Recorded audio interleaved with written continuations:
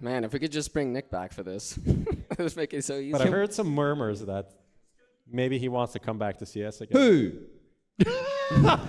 Nitro. Are you kidding?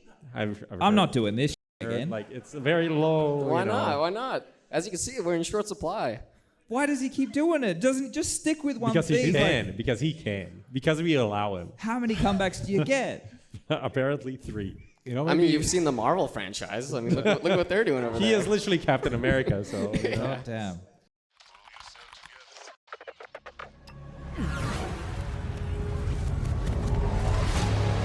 The world is changing quickly. To clear. Shoot it.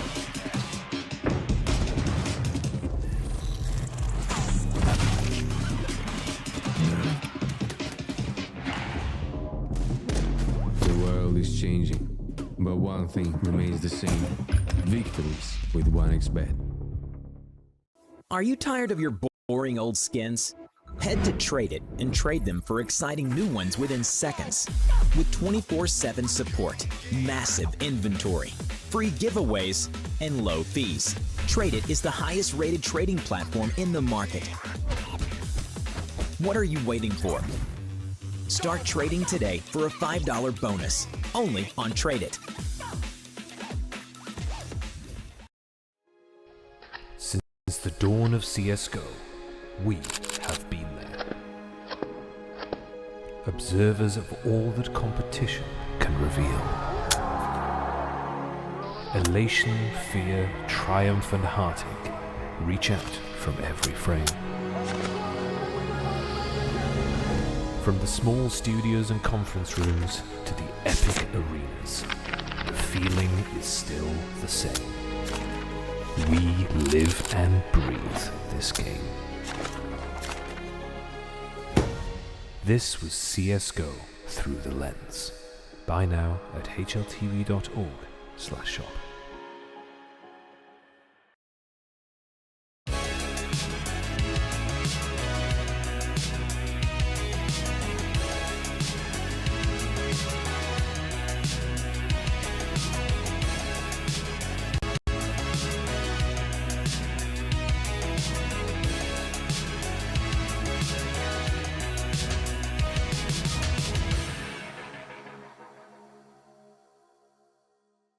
Yeehaw! All right, we are here in Dallas, Texas. That didn't get the response I was hoping for. We're live right now, everybody. You're meant to go nuts. That's the response I was looking for. Right. HLTV confirmed. Is it fine? Okay, good. Are you sure? If we didn't get that reaction on live, that would have been pretty bad. I know, right? It doesn't matter as long as the people can hear them. Then, yeah, the people at home heard them, but they can't. The people here can't hear you, so it makes me look like I'm talking to nobody. Well, we need to fix that for next time. All right, HLTV confirmed live here in Texas. We're in Dallas, which is, you know, so Texas would be the state, and Dallas would be the city. But live in Texas. What is that from? Lincoln Park. Shit. Yep. Well, all right. Well, I should know that. Okay. Well, a few shout-outs. We're going to quickly shout-out Tradeit.gg, one of the sponsors of the show. Thank you for making that possible. And, of course, Liquid and Coinbase. Without them, we wouldn't be here doing this. The first show, at least the first HLTV confirmed live show that we're doing not in Europe. Yeah. We could have gotten like a actual applause for Liquid and Coinbase.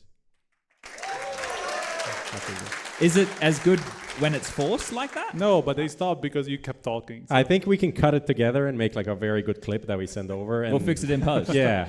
All right. Sales teams will be around the world will be super happy. Yeah, the people love it. Now, we're having a bit of a chat before we got things underway, and a lot of people are actually from Texas. I mean, considering flights are really fucked, so maybe that's also why. Is the weather always like... I've been coming here now, I don't know, this is maybe the 4th time I've come, but this is where the weather has been the craziest. I woke up the other day, I look out the window, it was like, I'm pretty sure there was a hurricane going on. Was it hurricanes, tornadoes? What do you guys have here? Alligators. Tornadoes. Is it like the movie Twister at any point? Any of you guys like tying yourself to something with a belt? Yeah? I just know the game. You But didn't know the okay. game, Twister? Yeah. Yeah, it's completely different. I'm pretty sure it's a completely different thing. All right, on tonight's show, this is for the people playing at home, because we spoke about this with the people in the room just before. We're going to have some ESL Impact representatives on to discuss that. We've got Season 5 finals going on this week at the DreamHack Festival. We're going to be getting EliGE on from Complexity. We're going to be getting Twistzz and Zeus here as well. And then maybe Steel will come. He said he will try and come. And if he doesn't, we've got Maniac over there who will join us instead. So Maniac is ready and raring to go. Now, look, we have a lot to discuss tonight, and the fact that we are here in the United States of America, and there is one representative, obviously the one we all expected. You all were barracking for Stewie 2K, right? Now, I can't quite believe it, gentlemen. Remember when we were talking about this last show? We're like, imagine if they do. It has to be for the content, and that's exactly what we're getting. Stewie's been delivering that in buckets and spades, which has been nice to see. But this, look, we were talking about the weather moments ago. That's pretty damn tumultuous, but the results of this event have been insane. I don't think we've had an event this kooky in a very long time. Like, what's going on? Yeah.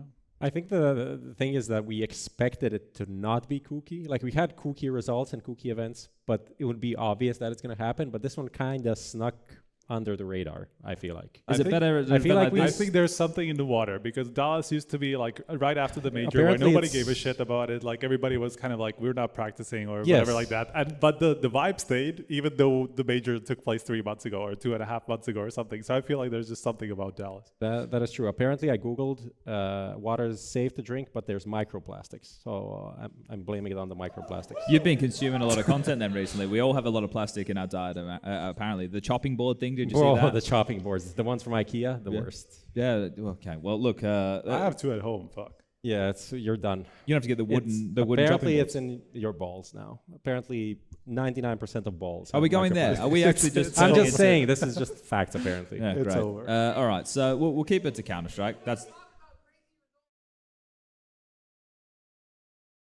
Damn, we're going straight into the ESL Impact chat. That'll come. Don't you No, worry he's about talking that. about Pro League. Oh, shit, the Aussie boys. Yeah, don't worry about them, mate. They bottled it versus Big. What are we talking... What were they up, 12-4 or 12-5? Yeah, 12-5. On Ancient? Or was it Nuke?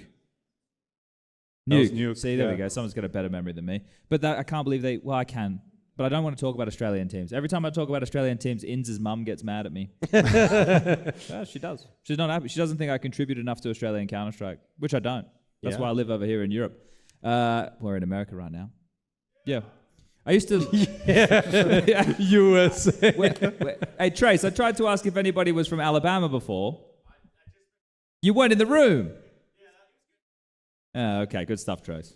Yeah, keeping everybody hydrated. That's really important. Yeah. So, gentlemen, we're going to do a quick intro right now, and then we're going to bring in the Impact representatives that we have. We've got GooseBreeder and we've got Cat to have a chat to, do a Skinionaire with. We have the CSGO Through the Lens book to give away as part of that little quiz when we'll be doing that. But look, I suppose I was asking you just before, Striker, before we got things underway, about what your favorite interview's been so far. And you said the Magic's interview. Do you want to elaborate on that a little bit? I mean, there was a lot of good stuff in it. It was like, he was basically saying how like everything that they've lost was never because of the other team. It was always because of them having some mental shit going on. They just can't get over it. NAVI are apparently shit, and the only reason they won 2 games against them is because they got lucky and like all this stuff. Like, he just says things like that, and that's why it's my favorite interview. I think it's easy to call Navi a fluke. Well, I think it is Today, now. today, Yeah, yeah. with the way that things have aged for Yeah. them. But wasn't there an interview with you guys then, Blade, saying that they're not going to make changes until they evaluate the next season? Yeah, I mean, it's more like, I guess he was more vague than that. It was more like, we'll see the next season, like if we need changes, or like the next season will show if we need changes. But definitely, like, it's a good sign, not a good sign, but like it's a sign that there's that could happen in the relatively He near also future. didn't specify that this season did not show that they need changes. Maybe both this and next one. Well, they won the major this season. Yeah, but But you can use that to know. explain away for quite a while, I'd imagine. Yeah. Well, yeah, but if you keep going like this, then not for a long time, right? Because then you'll believe yourself, and you'll be like, okay, maybe it was a fluke. Unfortunately, EMM was the highest rated player at this event, so good luck with Yeah, that. but I mean, Jay also had the worst event in a long time. Wonderful had a shit event. Yeah, it was an off event in for comparison, Wonderful. like in general. Like, so this event has been really weird in general. Like, it's nothing that we could have predicted in terms of trends as well. Yeah, there was some fun clutches that Nexa was gifted as well in a couple of occasions throughout that Falcon series. Yeah, there were some really rough ones there. So the Counter-Strike has been quite odd here in You know Dallas. what? Honestly, like also watching you cast some of these games and knowing how tilted you get for like Face-It games. Yeah. All I'm thinking the whole time is like, his teammates play better than this, but he still gets upset. Literally looking at some of these smokes, like the Stewie smokes, the Falcon flashes, and all of these things. I feel like if this happened in your Face-It game, you just like lose your shit completely. Yeah. But you're not playing with like paid professionals. No. But these are all highly paid professionals The level doing of, these things. I think the level of Counter-Strike at this event, Bombshell, has been dog shit, to be completely honest with everybody. I think it's been rubbish. And I think that's been reflected in the results. You can probably put like Spirit on the side and like Spirit, and then maybe FaZe to some degree. Yeah. But I think like FaZe played well. Like the VP series was close, but Electronic was insane. So I feel like that's a fair series overall. That was my favorite game to cast in a long time, actually. Yeah. That was a really nice game. I don't think I can ever forgive Mouse. How do you, right, someone answer me this. You win 2 tournaments back to back. You're being called these like studio merchants. The community doesn't believe you're the number 1 team, even though you've just got the ranking on HLTV, which is considered the gold standard for the ranking. Sure, you won the back-to-back events, but they were both studio lands. They were best of 5s, but they were good results. You have an opportunity to come to this event. You don't fucking practice for a week for some ungod-known reason. And then you finish this event. And it's the end of the season for you. Losing to G2, and it's the end of the season. And you just think that's okay. Well, and that's you the think crazy it's part okay. for me. You know, like I understand if they had like whatever these two Blast or something, like yeah. Blast and Abu Dhabi, if they played still like for the end of the season. You know, they have so many events. They're like, okay, we can't make it another three in a row. You know, but surely for one more event, especially the one that's in the arena that kind of like people This are one looking at as matters. your like proving ground. You know, and you just decide not to. Just to give up on practice for the week. Like what I think happened is just that they got cocky enough after those 2 event wins. Then they were like looking at their group. They played 9Z first, you know, and they're like, "There's no way we're gonna lose to 9Z, who just bombed out of Chengdu, was it right? And Pro League, I think as well. They played like they probably thought first match is probably gonna be a breeze. And who else was on their side? I just forgot now. Liquid. It was Liquid Complexity. Liquid Complexity. Yeah. I mean, even fair enough. G2, all of these teams, they should smash. But whatever. Yeah, but still, like if you look at the side of their bracket, they probably thought, okay, we're gonna breeze through. That's not gonna be too big of a problem. Whoever's on the other side, in the final match doesn't even matter. We're still gonna be in the playoffs. You know, I imagine that's probably their thought process behind like, we're too tired to win this event. Like to keep going like this, let's just see if we can do it without it. You know, but it's still What a crazy. shit It is mentality. still crazy. But that's the only reason I can think of. There's one positive side. Sure. They didn't get smashed in playoffs. Wow. Maybe that was the thinking. Yeah. Wow, if we don't get to playoffs, we can't embarrass ourselves on stage. That's a great way to go about things. Jesus. What other main storylines from this group stage do we have to take away? VP, I guess, are out. Well, the Navi dastan is out. situation. Yeah. Shout out to dastan if he's watching. I guess that's the wide right there. Oh, this is the 2 shot. But I if just dastan, met him like 2 hours ago at a mall. Like a few hours ago, I had randomly walked into him and most of VP at a mall. they was still with him. Yeah. They just He was just kicked him from the hanging team. around. The only people who weren't there were Norbert and Electronic. I don't know if there's anything to infer from that. Oh, I think now, because we've tried to get dastan on the show quite a few times, but Now's the dastan, time. he's probably not listening. But if word does get to him, we should get him on the show because I think dastan's a very interesting character, and he will probably now spill some of the beans about what's going on with VP or Jame and the way that they approach the game, because that's something that I don't think Jame would have let him do before. I mean, So- he literally told me to my face, he says, like, I'm too honest. James doesn't allow me to go on like podcasts. Well, there you go. So we can have him now Yeah. because Jame got rid of him. Yeah. All right, that's a fun one. We can talk about that. We can try and get him on the show. But they're still friends apparently. You know, as per my He took him experience. shopping. as per my experience today. Yeah, So, fair you know, enough. So maybe who he knows? won't spill the beans. Maybe We'll not. have to find out. I'm trying to think, what are the main stories we had going on here? Vertigo changes. Well, he did, yeah. Look, they only played into 1 game. We're going to ask One EliGE team, about man. that later. We're definitely going to talk with EliGE about that later because they were the mad men who picked it actually in their series against Mouse. Yeah. It was fun to get it see it played, but it didn't really play that differently. How about the economy changes not being updated by ESL in that the was first day kinda of the funny, tournament? yeah, That's like embarrassing, isn't it? A little bit, yeah. I kind More of than a understand. little bit. I kind of understand why it happened. I'm kind of like, I'm not blaming anybody too much, just because like you don't expect the first time that ever happened, right? That's the first thing. You just don't expect like you have to change setting in the server for it to actually come through. You know, It's fine, I think, from this extent that everybody played with the same settings on that day, Yeah. right? It didn't favor one team more or less than the others, right? So I think from that regard, everything's all good in the hood. But it was one of the main talking points for the whole event. I guess and it more we didn't depends have it on on day one. But it could have still affected things in terms of like if people were actually playing as if that was going to happen. Sure. Like the first game, let's say that happens. You're on the CT side. There's a team. You beat the other team in the pistol. They get a diffuse off, and you expect them not to have certain guns because they don't have the 200 extra, right? But they have them, and you lose the round because of it. From that perspective, there's a world where it could have affected something. Probably very minor, but there's a chance. Yeah, definitely so. Oh, look, we've got some more guests rocking up. All right, should we keep the show rolling, Prof? Do you think we've done enough of an intro? I always have to check everything with you, just make sure I'm doing a good job. I know you have a good feeling, I feel like. Yeah, okay. All right, well, Striker, you know what that means. I have to go. We have to wave goodbye to you. You get to come back later. Yeah. Like, it's not the end for you. We'll get to see more of you. Yeah. But we will all good. Say goodbye to Striker for now, everybody. And as mentioned, we're going to bring up a couple of our... Look at that, you get a round of applause for leaving. I don't know if that's good or bad, but okay. That wasn't... I'll be back. Like, you don't have to be worried about now me. they start booing. Like, oh, shit.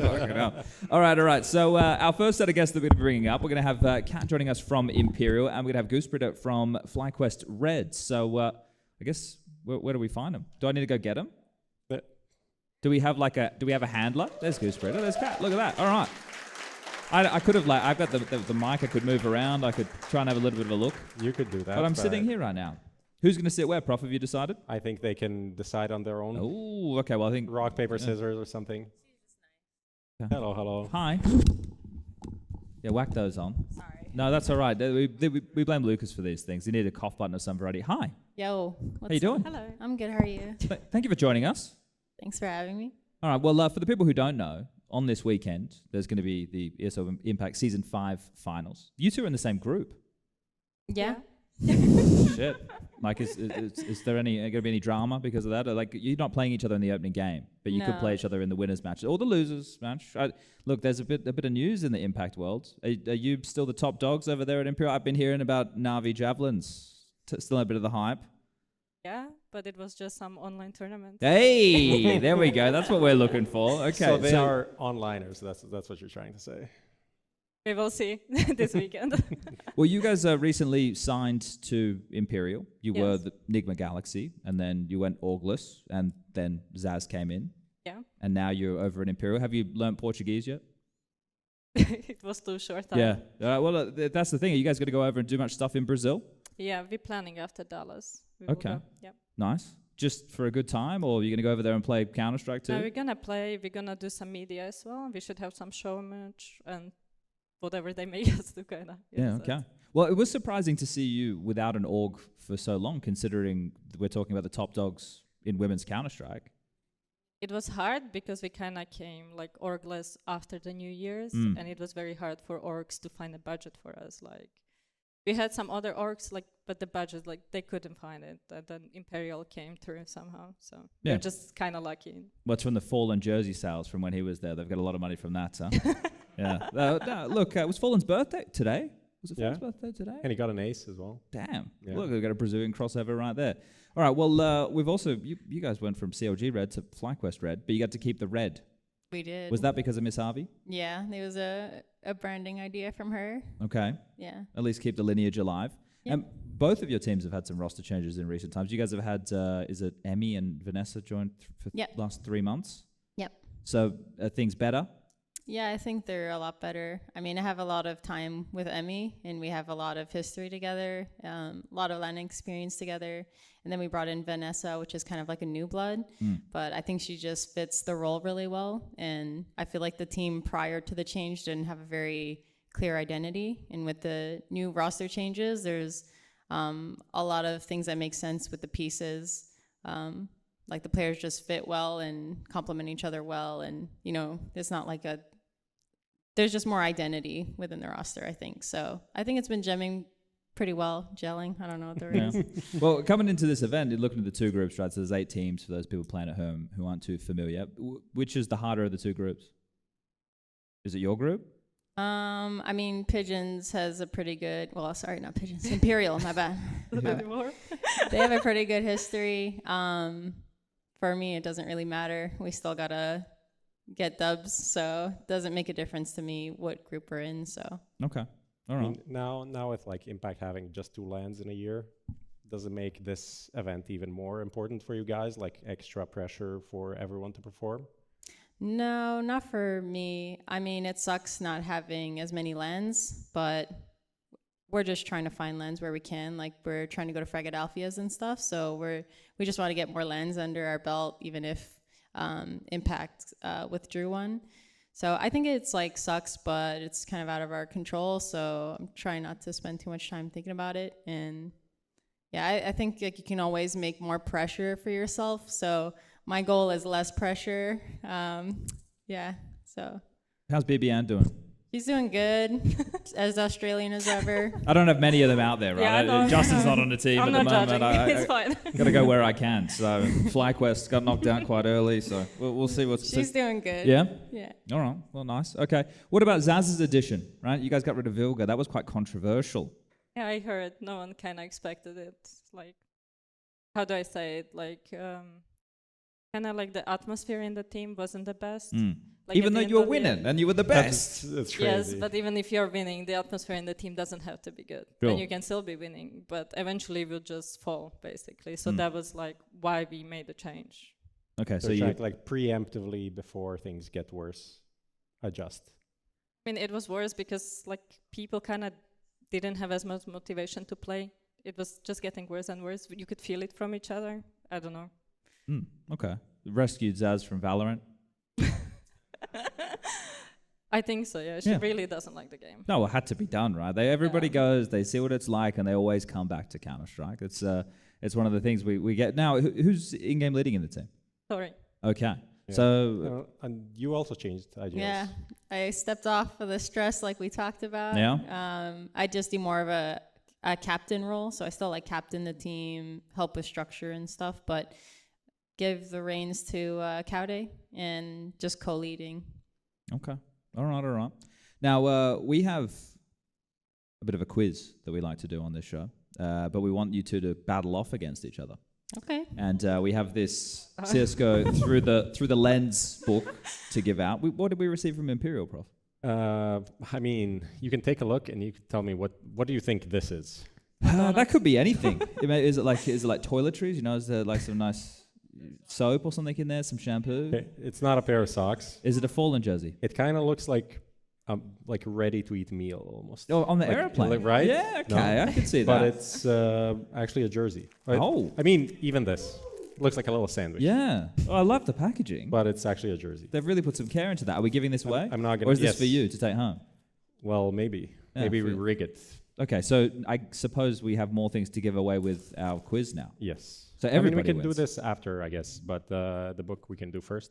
Okay. Also, I'm contractually obliged to say that we're also selling them at DreamHack. You're contractually obliged. Yes. Okay. Someone from sales is going to kill me if I don't say this. Okay. So at the ESL shop at DreamHack, you can buy there's going to be like 100 books. 100? Yes. That's not a lot of books. That's not a lot. There's going to be a lot of people at You DreamHack. need to go in line first thing when you come in, and then you go to Watch Impact. Okay. All right. Gotta All buy right. them while they're hot. Yeah, that's how it is. Now, can you hand out the buzzers, please, Prof? Yes, I can. You need to check if they work. They make the No. same noise, so it's not very exciting. I'm sorry, we don't have like the same level of buzzers as EPL. I really wanted to press it. Yeah. Well, ours would be DHL branded at that time. Okay, so look, I need to get the questions up. I didn't bring my laptop. I didn't want to travel with too many bags, so I didn't bring a laptop. So I got to do it on my phone, and it looks a little bit unprofessional, but I apologize to everybody. All right, now what we're going to do is we have 10 questions, but I'm gonna change it from 10. We're just going to do 9 because we need an uneven amount of questions for this to work. True. So whoever gets the most out of 9 or first to 5 is how we're going to handle this one. Does that make sense? Best of 9. Best We're of playing 9. a best of A 9. best of 9. No vertigo, I guarantee you that much. And I feel like whoever wins this is winning Impact. I feel like it's going to correlate. I feel like there's just The plus early karma. confidence. No Yes. pressure. Yes. Wow, okay, all I'll right. have to try extra hard. Now, obviously the buzzers, whoever buzzes in first. Prof, can you keep your eyes on the buzzers? Yes, I'll be the. You focus on the buzzers. Yes. All right, Lucas, how are we looking over there? Would you say we're ready to go? Oh, we're ready to go. It's on the screen. Now, this is brought to all the people watching at home by Skinionaire. We'll also be doing that giveaway. By So Skinionaire. By Traded.gg. by tradeit.gg. It's Skin. Yeah, that's not a sponsor. That's the name of it. That's the segment name. All right, anyway, I'm going to shut up. We're going to get into the Chad questions. on half a beer. Yeah, mate, yeah. I don't drink a lot these days. Let's have another sip. All right, question number 1. Are we ready? We don't know what's any Whenever backstory on the rules? Are we You good? can just press What, whatever. you can ask. What would you like to know about the rules? I'm just gonna dig in. Let's just see what happens. Oh yeah, you're right. Okay, if you get it wrong, then the other person get a chance to steal, I suppose. Yes. You're just like, all right, let's go. This question. I'm like, Yeah. whoa. No, you're right. I'm glad There's you a lot called, on the line here. I'm glad you called me out there. Well, you're not winning. You need to pick someone in the audience to give it to. Oh, that's true. Yes. It's not for you. You're gonna have to go That's queue up fine. to buy it. I can donate. I didn't lay out any of the rules. So yeah, who wants the book from the audience? Well, everybody wants Now the book. each of you can pick one person. Do we want to pick before or after? Before. Before? It's more exciting. Well, now they'll be barracking for you if you pick then them. everybody knows. Oh, no, I'm it's not more gonna win exciting. a book anyway. Then you're letting someone down if you lose. But that's even worse. Yes. I veto that idea personally. See, Prof, you've lost. The guests, they get what they want. That's how it is. Okay. All right, you can pick once you win, and if you lose, then you don't pick. All right, simple as that. Yeah. All right, question number 1. What team won the first IEM Dallas in 2022? Was it A, Cloud9, B, Complexity, or C, FaZe? GooseBreeder. I'm gonna go with FaZe. Incorrect. Cloud9. Correct? Shit, it was a bit of a guess. And that was when Jack Etienne lifted the trophy, which is one of the most egregious things I've seen in my life. My memory doesn't go back that far. Nah, mine either. All right, that's just after COVID then as well, so everyone's memory was a little bit shot. Which of the following weapons wasn't in CSGO when the game was first released? Was it the CZ75, the Negev, or the Zeus? PS2. CSGO. GooseBreeder. Zeus. Incorrect. The CZ. Oh, I can't say the answer. Incorrect though. Oh, well, you just said it. Oh, correct. He's That's doing an awful that's a job. half point. He's doing an awful job. You gotta put that Corona down. Not even half the beer. 2-0. Okay. Look, you're still I'm changing my strategy. Yeah, you shouldn't be buzzing first. No. She's not even trying to press it. She's just waiting for me to fuck up. Yeah, just waiting in the clutch. That's not free 50-50. All right. Question number 3. When was Counter-Strike 1.6 released? 1997, the year 2000, or 2003? Where are the options again? 2000. Correct. Like, how old? Were we even born then? I was. It's crazy. Even born then, bloody hell. Okay. He's smoking me, man. Now I was feel 3 old. years and running around. Yeah. All right, 3-0. There's still a chance. I don't There's always a chance. Which NA player placed the highest on the HLTV top 20 player list? Wait. No. She can answer. He should finish. I thought he was done. That's my bad. Was it A, EliGE? Was it B, Twistzz? Or was it C, NAV? Is it this year? Or like of all time? Of all time. Well, you know who I have to go with. So it's gonna be EliGE. Correct. See, that one was for you. There you go. My first point, let's go. All right, 3-1, but you're on the board. I'm on the board. You're on the board. The comeback's coming. I'm feeling it. Okay. What was the name of a Counter-Strike game released in 2004 that featured a single-player campaign? Was it A, Counter-Strike Conviction Hero, B, Counter-Strike Condition Zero, or C, Counter-Strike Coalition Nero? Yes. Well, I think you were first. That was me. She was first. No, she was yeah. first. She Yep. was first. Was it Condition Zero? Correct. My brother had that game, and the rest sounded fake. Yeah, the rest Yeah. definitely were fake. They were even almost tripped me up. Okay, 3-2. Still in the lead. We're coming back. Who was the coach of Cloud9's major winning roster? Was it A, Valens, B, Peacemaker, C, Zeus? Is it Peacemaker? Incorrect. Oh, fuck. Sorry, guys. It was the first, I think. I'm not sure if I heard. A, Valens, B, Peacemaker, C, Zeus. Cloud9. I don't know. The Boston major. You said the first one. I think, yeah, first one. Balance, correct. Okay. You're Well. speaking too fast, I'm sorry. No, English it's is all right. I not can my sl- first I'll slow language, it okay, down. so I'm trying. I'll Yeah, slow me it down. either. That's why I fucked up. He's also he's speaking Australian, so I'll slow it down for the next I one. don't know. What are we at? 4-3 or was it 4-2? 4-2. 4-2. Okay. 4-2. All right. Can't even count. This could be Can't this speak. is match point. Can't Match count. point right now. Can't do anything at this point. A lot All of right. pressure.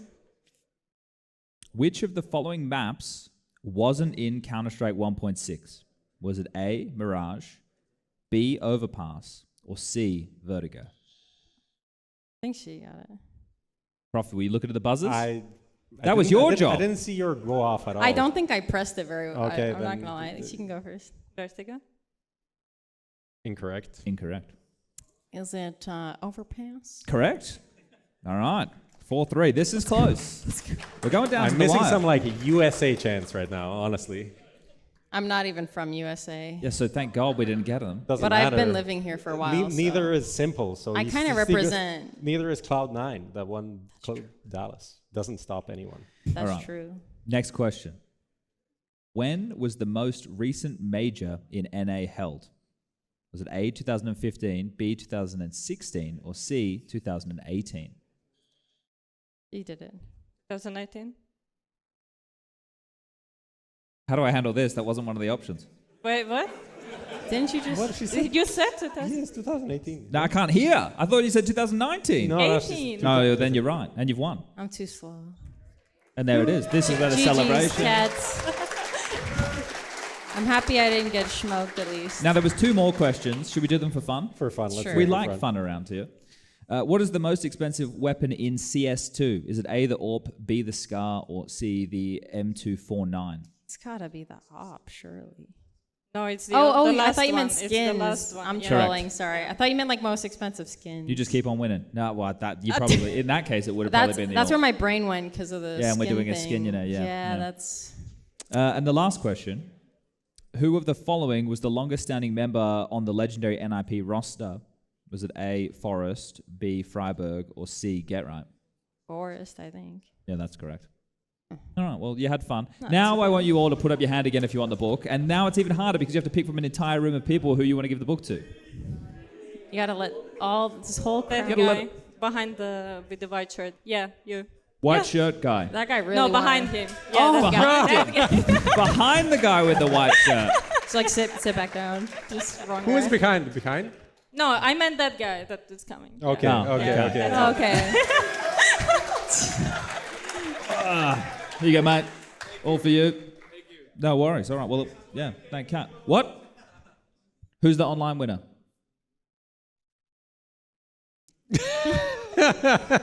Tried to Well, this- say Say that. again. Say that. Is it again. meant to be like Timothy Chalamet? Like, is that a meme on that? That's impossible to Timothy repeat. Shybang. Okay. Well, congratulations. Lucas will reach out to you or Dimitri or someone to give you your voucher for trader.gg. Yeah. Did Dimitri write these questions? Yes. He did. He could have made it like ESL Impact themed. Yeah, I think that was too hard for him. To be Oh, honest. okay. Yeah. So he did this. He did. He done some very I interesting. did give questioning that right now. feedback, but yeah, Well, this is what he ran with. yeah. Okay. Well, now we have to give away Imperial shirts. Some Imperial shirts. Do you want to give yeah. away another item? Yeah. How do you feel about throwing? Who stuff? wants to be an Imperial Throw a fan? box The at box? Yeah. I should throw the box? I mean, I don't think this can hurt anyone, no? Okay, I can try. Yeah, but just don't hit the lights. Just avoid the lights. That's Their heads is fine. Yes. Well, that was the safest of all throws. Okay, I'll try. Now here we go.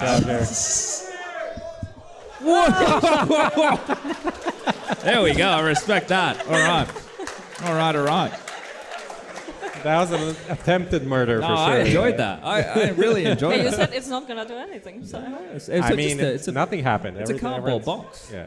All right. Yeah. So we did the quiz. Yeah. We asked some questions. I think the last question to ask. Oh, is, yes. The last question. The last question. Hit me. I mean, if you want more questions, No, but no. for me, I think it would be nice to just give a little sales pitch for people to either show up for Impact tomorrow or watch it online. Like, give us a reason, not us. People at Go home. ahead. And if it's because Imperial the are going to win streak. lose, yeah, that could be it. That could be the pitch. Maybe there's an upset brewing. What's up, guys? We're feeling good. About to stir some stuff up here in Dallas. You know, represent. Show up in the crowd, or you're gonna make me cry, and then you'll feel bad. Emotional blackmail. Yeah, No, that always gets them works. good. No, that does always work. There's a lot of crying in the Uh, documentary that was put out. It's- Yeah, it wasn't me. I didn't cry once. I was like, who is that crying? Yeah, someone else. That was AI for sure. That's AI. Yeah. I'm suing someone. There's a lot of stickers. We're giving out tons of stickers, cool stuff. You know, it's at the front of the venue. Stop by. Okay. Yeah. All right. Yeah. Kat, you got anything? I just hope I will see as many people there as we can. Okay. Lovely. All right. Well, thank you for the two of you for joining us this evening. Thank you for having Much us. appreciated. having us. Thanks for the time. And yeah, if people want to go check out ESL Impact over the weekend, it's going to be part of the DreamHack Festival that's on.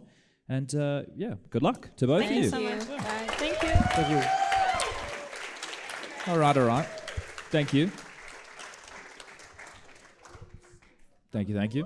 All right, we'll get our striker back. Does Striker come back? Ooh. I still can't work that out. Everyone cheering when Striker was leaving. I mean, you kind of hyped it up. You kind of made people have to do something. I didn't mean to, I'll be honest. Okay, Striker, how did you feel about those questions? Do you think Dimitri had a bit of a stitch up there? A little bit, yeah. Yeah, they were tough. Pretty tough. Yeah. Yeah. Condition Nero. No, I was just trying to let a bit of Condition- awkward silence just go in the room. Condition hero. Yeah, all right. Now look, should we go from guest to guest? Yeah. Okay. Well, we're going to bring up our next guest for this evening. This man, he's a bit of a North American legend. Not a North American legend, a United States of America legend. He plays for Complexity. Eagle sounds. He soars through the sky. I feel like you just undersold him so much. You know, you included Canada in that entire changed it. question, and then you changed it to just USA. No, but it's better to just be. We're in America. They care about that.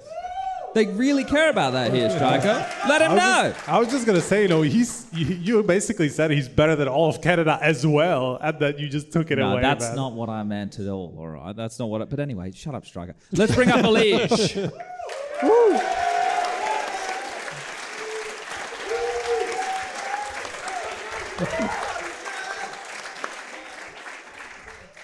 Hello, John. Hello, Salvi. Did you think that I undersold you there? What? Did you feel I undersold you there? That's Hey, good. That's get good. it. Oh, not bad. That's actually Turn that not one. good. Yeah, there we go. Like this. Look, Striker's a technical genius. He'll sort that out. It Welcome. was great. Have you watched June since the skit? No, that's a long movie, man. I It don't is got pretty time long. for that. It's pretty long. I'm busy. Well, it might be on the to-do list now. Why? You're a starring role. Oh, yeah. I mean, I that's thought true, you were but- implying because I thought it was because we eliminated. lost. I was like, I mean, we still got to practice. We got still 2 more Yeah, tournaments. you got Yalla Compass coming up and then Jönköping. Yeah. You got to go all over the world. I know. It's a whole world tour right now, You got to play more Vertigo. unfortunately. Unfortunately, Yeah. you were the madman who picked it. I don't like the map. We just happen to be good at it. You just had to play it. Yeah. And it just, all it was just earlier A ramp fights. Yeah, I mean, the A ramp stuff is pretty much the same, except the timings of like the T's are different, and the CTs are different. What do you reckon? Move the CT spawn even further back somehow? It'll have to be off the map. You're saying if they should do that? Well, they get so much control.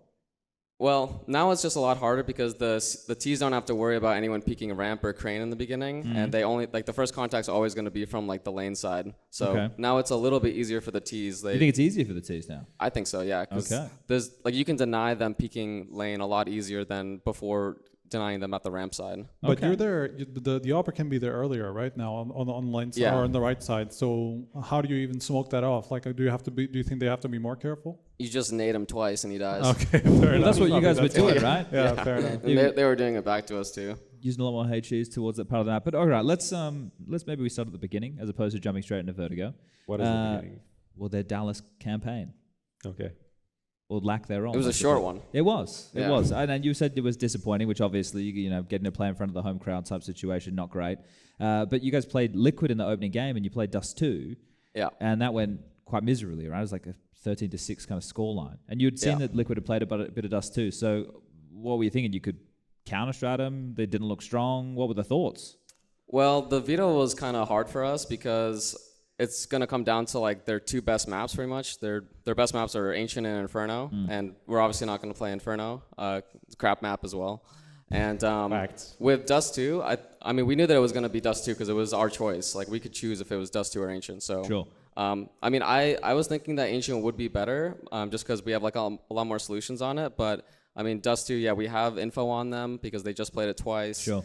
And I mean, we could just like make our own game plan of like how we wanted to play everything. But overall, it was just really tough because it was similar to when we started playing Mirage when I first joined Complexity, where there's just like a lot of like inexperience across the map. Like you don't really know the stuff that you don't know until it happens.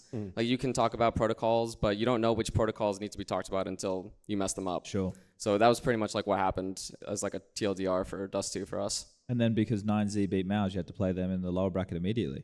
Yeah, that was tough. I mean, we've been losing to Mouse for a while now. I mean, they are really good. I'm surprised that they ended up losing to G2. But I know that they've had a really tough schedule as well. So I kind of understand why they took like a couple days off. I probably would have just done like, 2 or 3, 4, but not the whole week. But yeah, it was a tough game. Well, that series was 2-1, and Ancient, you guys even could have won that. It could have been a 2-0 in the series. It was there probably some tough rounds to reflect on after that map. Yeah, I mean, the worst round was the 11-10 round. Yeah, 11-10. Was that the one where you killed 4 people? Yeah. So that round was really hard because, we needed to win that anti-eco, and we were in a lot of advantageous positions. Who was the guy round. in cave? That Grim was or was JT. it So Grim died to the guy that was flanking T-Spawn. Jimmy. So he was kind of in a bad position, like crouching in that corner. When I think that we knew that he was flanking as well. He could have just been on the left side of the ramp, and he would have had a better fight. But as soon as he died, then JT was trying to like figure out a solution quickly, because now like we don't know exactly where the second guy is. So we were thinking, okay, he could be CT. So Johnny started like asking me like something. He started like a conversation of like, what are we gonna do? And then he got peeked. So that's pretty much what happened. So he got like caught off guard as he was like asking me that. And then yeah, it was a tough like 2v1. Yeah, that was a tough. Yeah. Nobody saw that prop, by the way. No, it's alright. Slick. Completely known. All of this is invisible. That was slick. No, well, yeah. I think when you look at losing to Mouse, does that soften the blow a little bit? Because no. Especially if they lose to G2 after that. I mean, I don't care like who they lose to. I mean, going last place just sucks, and we haven't had good results at all this year. So like not seeing that progression, throughout the year is just the worst part of it. Like ending the season, we have 2 more tournaments, so I'm really hoping that we play a lot better in those tournaments. But you want to see a progression, and it seems like we've like stayed stagnant or regressed. Did you not think EPL was progression? That was good, but it's just one time. Yeah, okay. So you wanted a bit more consistency in that regard. Yeah. So I think you guys go into Jönköping as the highest seeded team. Well, not the highest seeded, well, the highest ranked team as of the moment. So you go in there as technically the favorites. Yeah, it's funny because when we were on Liquid, I remember in 2018, we were talking about, we just got to get a tournament win under our belt. So we're like, man, we just started going to these DreamHack Milwaukees. Like, we gotta do what we need to get this win out here. So hopefully, if we are the highest ranked, that's going to be our DreamHack Milwaukee. Okay. We got to get it on. All right. Well, wasn't iBuyPower Masters, with Liquid that you won first? That was like the first. And that was the first one. And then one. IEM Sydney when Astralis didn't go, and then the rest is history. Yeah. Okay. I want to ask a question regarding the Stewie 2K situation. Are you witnessing the madness that's currently unfolding? What do you think about this? I mean, I'm watching it. I was very surprised that they won yesterday against Liquid. I think that they were playing really well, honestly. Monacy was pulling a lot of crazy rounds out. Nico was playing well, and yeah, I don't know. I thought they were actually playing really good, from a team play perspective. Okay. Stewie even had some moments. I mean, he was playing. It's kind of crazy how the fact that everybody's focusing on Stewie has just let people forget about Nexa entirely, and the fact that he did worse than Stewie for the event. I don't think people have forgotten about it. No, I just think everybody. I don't think anybody's paying attention Stewie. though. Yeah. Well, no one is saying anything. I mean, people are saying on HLTV. If you go on the match thread, then there's after that one round that Nexa lost on Nuke, where he just died in lobby for no reason. And there's but we know, 25 comments. I'm sure we could all work out what was happening in that moment, right? Because they got stalled out yard. They were deciding where they wanted to go. I'm pretty sure Nexa was told to control the vent rotation. Yeah. And in the timing, he pulled out the nade and he dies and he looks stupid. Yeah. I mean, because it was stupid. Yeah, look, I'm not here to... I'm just saying that there was likely the comms in that moment as to why that I think there's happened. always stuff like that whenever you're why would that guy do that? It's someone either said it or he started talking, IGL brain. Anything could happen. I will say this, without the Nexa clutches against Falcons, they might not even still be in the tournament. Yeah, that's fair. And I know that they have to gift him a couple of those. I can't even think no, about but those. seriously, he has to win them. I mean, his reaction after it was he was like, how did this happen? What the fuck were they doing? I did not deserve this, but okay. Yeah, you take him. Yeah. You're never going to look at 1v4 in the mouth, are you, Prof? Sometimes. Like a gift horse. Sometimes. Yeah. Yeah. All right. Well, John, we've got the playoff bracket ahead of us now. Who do you think's going to win? Spirit's the easy answer. Don't go the easy answer. Get on the Stewie hype train. Come on. I don't know. I don't know if I can believe that hard.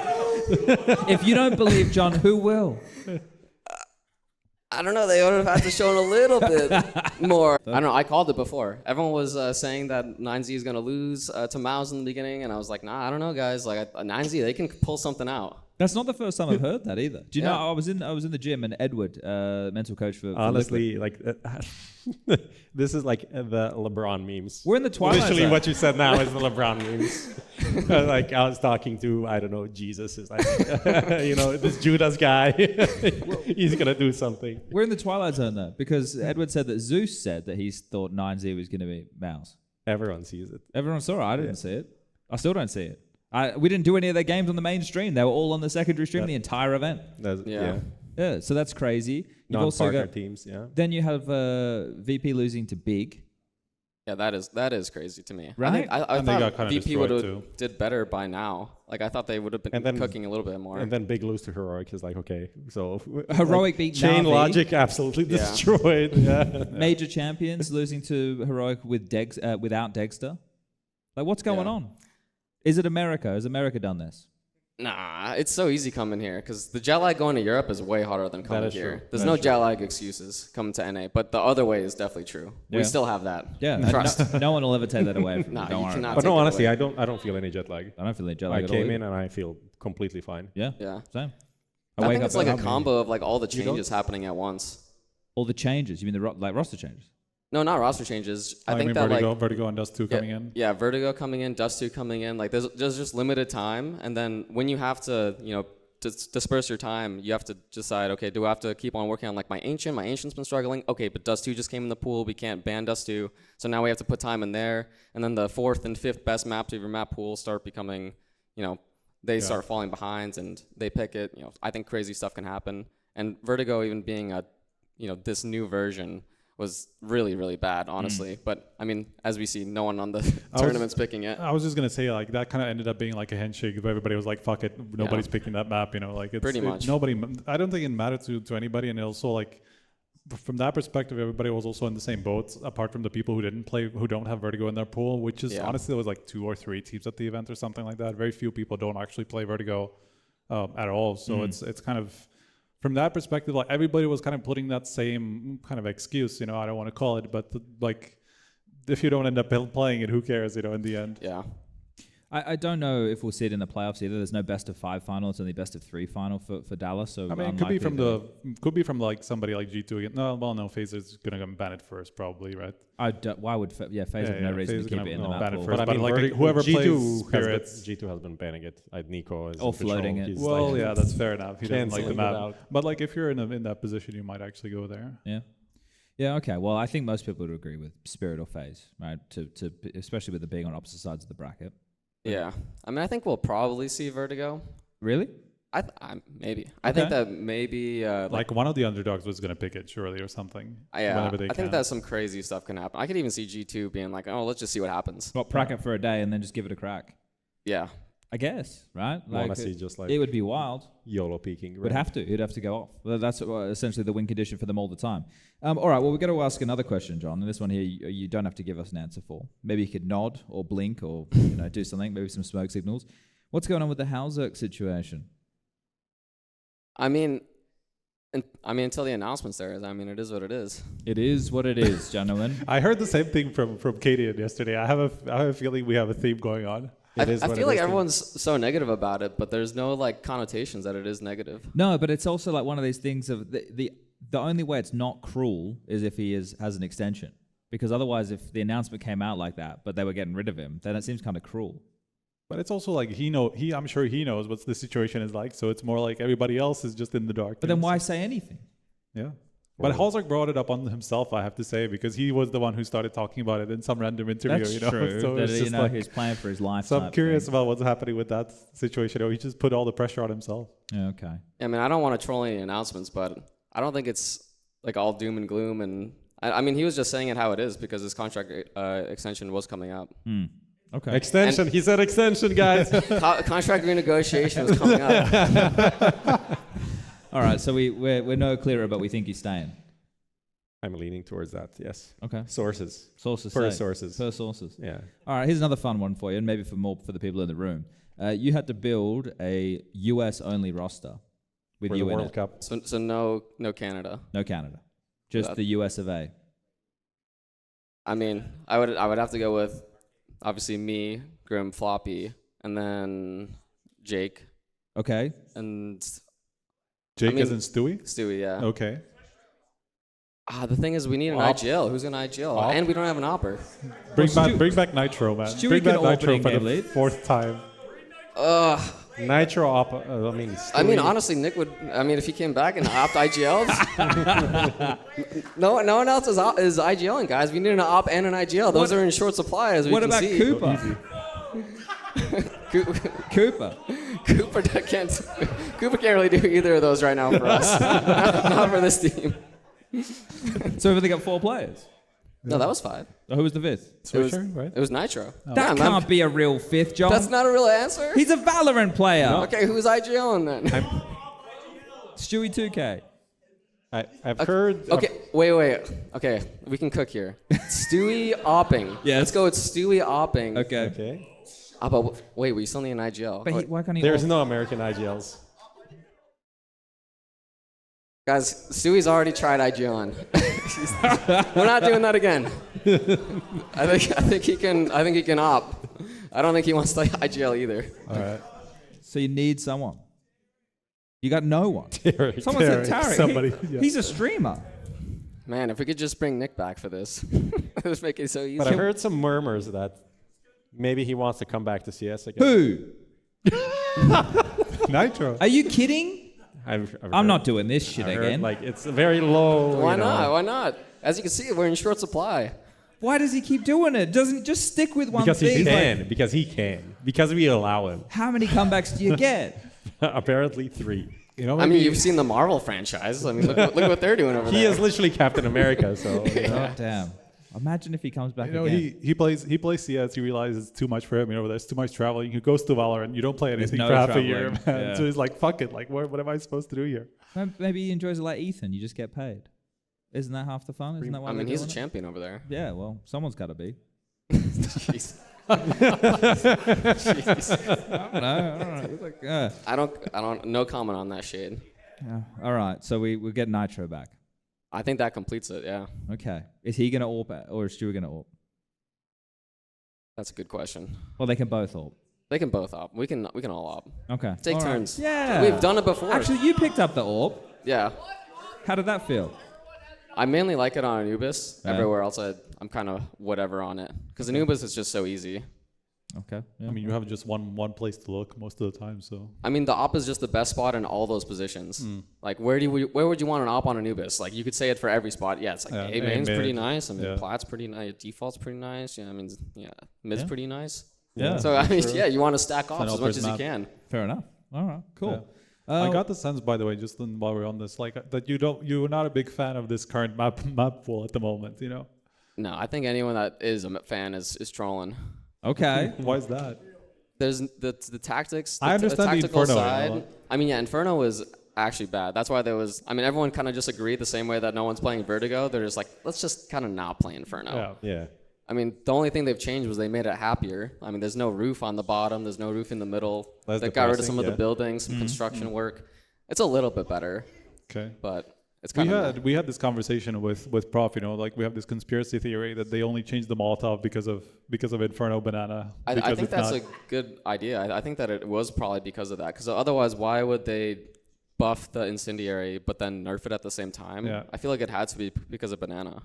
How do you feel about that change, though? Do you think it's a bit drastic?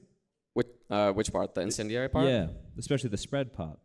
I mean, I think it is just because of Inferno. I can't think of any other reason why they would want to do that. I think the monetary change was nice. Like, I liked all the economy changes that they did, just like for CT side. But in terms of the Molly, it seems just kind of random. Like, it's not that much smaller. Like, I mean, everyone is saying that it is a lot smaller, but it's It says like functionally it's 30%. the same thing.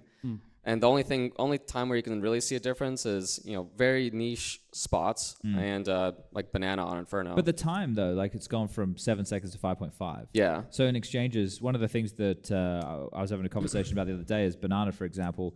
The Ts, when the CTs are going for banana control, would molly car. Yep. And the CTs, like now you can't even exchange mollies in that way. The Ts will always win.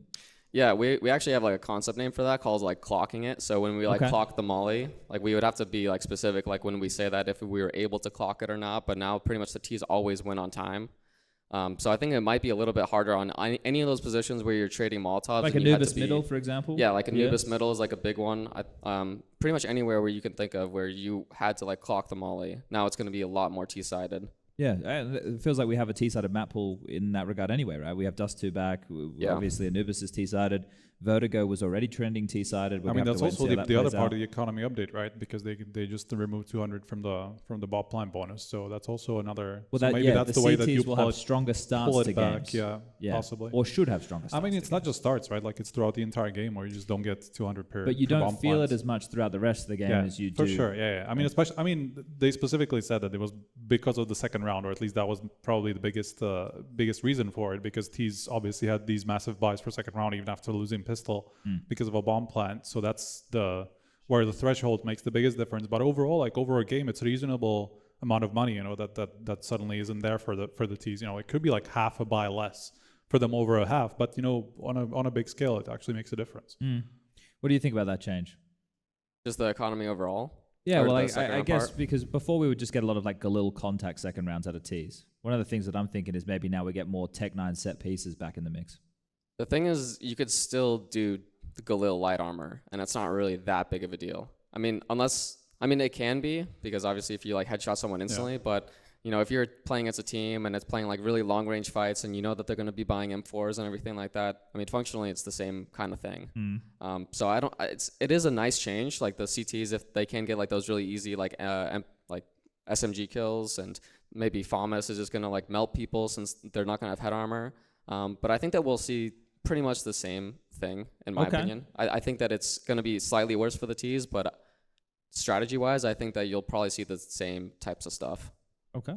I mean, I could be wrong though. That's just my opinion for right now. Fair enough. And yours is the most qualified I've ever got on the stage because you're a professional Counter-Strike player. So we'll run with that one. I think that's probably the way this works. What is it to think about a viewer question? We could do that. How would you like to go about running that? Do you want me to get the microphone and get on the stage? Yeah, maybe just like people raise their hands if someone has a question. That's really good. How do we know if it's going to be really good? They need to know that. And then I'll walk over there. Just look them in the eyes and that guy's got a good question. Okay, well, there's a couple hands here and there's one over there. Are you going, Prof? Yeah, you pick, I'll walk. All right, well, let's go closest first so you don't have to walk that far. And then if the question is good, maybe we can take another one. You going, Prof? I can hear you. Pick. All right, well, we'll see what Prof comes back. Let's go closest maybe it's good, maybe it's bad. Walk that far. And then if the question is good, maybe we can take another one. Test. It's working. I can hear. All right, well, we'll see what Prof comes back. I'm a caster. Get the bag, Mark. That's a mentality to live by, Mark. I have a question for EliGE. There have been 3 people to I'd play hope so. Fade Rotha. There have been 3 people to play Fade Rotha in live action. How does it feel to be one of them? It feels pretty good. I mean, my character looks sick. Like I saw like his cutscenes. He looks pretty cool. Yeah, we'll see. We'll see if I get a job for that. Next Pro League season. Honestly, the skit is better than the movies. It's shorter. Wow, and it's more or less the same. So things that aren't true. Just watch the skit, guys. That's it. Are you gonna keep walking around? Who's the Prof? second question? Well, we had a gentleman over here in the corner. Okay. Well, I need to go over there in the corner. And then you can come back, and then we'll see what happens. I hope this question's for EliGE as well. Oh, introduce yourself. Flooflies, and I'm also a caster. Are you also gonna ask EliGE a question? Yeah. All right. Complexity related. What do you think of the NA Revival series? I think that it's really, really important, actually. Like, I think the problem right now with NA is that there's actually 0 tournaments to play for besides the Revival Cup. Like, ECL is completely useless, in my opinion. No offense if anyone here is running it. I don't know everyone in the audience. But it's completely useless. Like, I think teams just pretty much treat it as practice, and it doesn't actually mean anything. So I think that money could, or just any of that structure could be used for anything else more meaningful. And we also just kind of get owned in the Valve points because we also compete for Brazil. So with the Valve ranking, we're competing against Brazil, who has their own tournaments that they're always playing. And so they're able to like stack Valve points against each other, and we can't stack them at all. The only way that NA teams can get Valve points is if they do stuff internationally, which is just very hard. Like you can see, it's just going to slowly keep going down, and then poof, NA gone. Oh no. Sorry, Doomer. Nothing Doomer. about the Sorry, my bad. Oh dear. But really, it isn't. It's a very big issue, I think. nothing about the new USCA tournament. Huh? Well, that's open to everybody. Oh, the really big thing. Yeah. I mean, that's cool. But I mean, the complexity thing I think is really important. I think that, you know, they're doing a really good thing to, you know, have tournaments that people want to play for and get like Valve rankings for. And if the USA thing is a real thing, I think that's really cool too. What do you think the major's going to do for North American CS? Do you think that's going to help, you know, breathe a bit more life?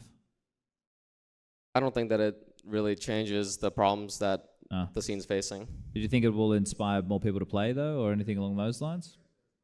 I don't think if they've been, I think if they haven't been inspired by 2018 and 2019 by now, I don't know what they can get inspired by. Yeah, no, fair enough. Yeah, no, fair enough. Okay, so more tournaments, that's what you need. Yeah, I think that we just need to keep on giving people that are prospects that want to get, you know, want to go pro in CS, they need to have something to play for. If I'm a kid that's playing right now in Counter-Strike and I'm main or ECL and I'm thinking, okay, my chances are pretty low here. I mean, there's nothing to play for. ECL's nothing for me. But getting Valve points next year, I'm not going to go to any tournaments. I'm just going to go to Valorant. I mean, that's been the prevailing thing, and you know, it is nice that we're getting things that are going to change that, but it has to keep, you know, it has to keep building. Would you like Pro League to go back regional and online, maybe? I think that we need something. Yes. Yeah. Yeah. Yeah. Well, we'll see what happens next year, because obviously there's conversations about what's going to happen with Pro League, because the product has to change, right? Yeah. It has to. Don't know how it's going to fit into the space otherwise, but yeah, like that's. I talked to Jason a lot. That's all he wants. He just wants more tournaments. He wants more for North America. I wanted to go back to the time where it was basically North America turned into the rest of the world, where we had the Brazilians here, the Australians. Yeah, that was good. We should do that again. I agree. This is where we need to talk to your president and get visas a little bit easier, because it's hard. It's hard to live here. I can't do anything about that. I'll speak to my people. What about EliGE for Jason Lake? EliGE for president. Vote for me, guys, and what is it, 9 years? 9 years, I'll get it done. There we go. We'll revive North American Counter-Strike then. We've lost Prof. He's over there having a bit of a powwow. So, Prof, you having fun over there? Hello, yes. I'm having a lot of fun. So, Great fun. Very fun. Do you want to do more questions, or do you want to keep...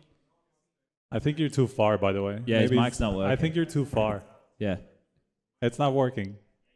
Get wrecked, Prof. Yeah, I think kill it. It's done. All right, well, we were going to go to a break after EliGE was here. Lucas, what's the time? I do love dead air. Ad? We'll go to an ad. All right, John, well, do you want to say anything before we let you go? Don't play the ad yet. Let John finish. Is there anything you would like to say to the people at home or the people attending this weekend who are going to be... are you going to be around? Yeah, I mean, I'm still going to be here. I still have to practice, you know, during the day, but I'll probably be hanging out at night, especially if there's any like stuff like that that's happening kind of later in the day. Make sure you check out Refrag, guys. New bootcamp feature to get your individual skill up. Make sure you're training your level. Check out Refrag. And yeah, hopefully we do better in the next tournaments. All right, beautiful. Prof, we got a question here and there. Oh, Prof's gone. He's gone. He's killed. Yeah, what's up, bud?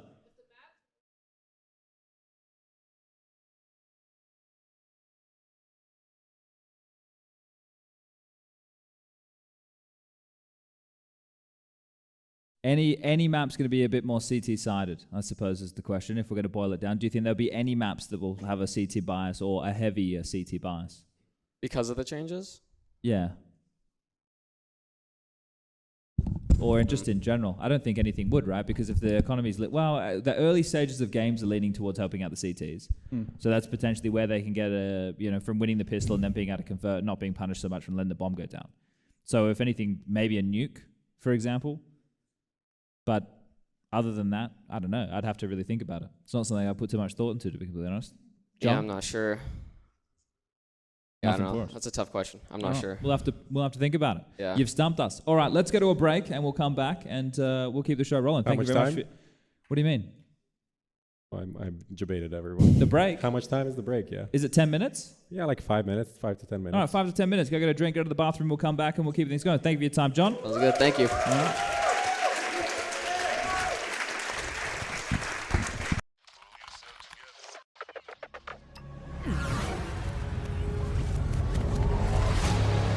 The world is changing quickly. Shut up.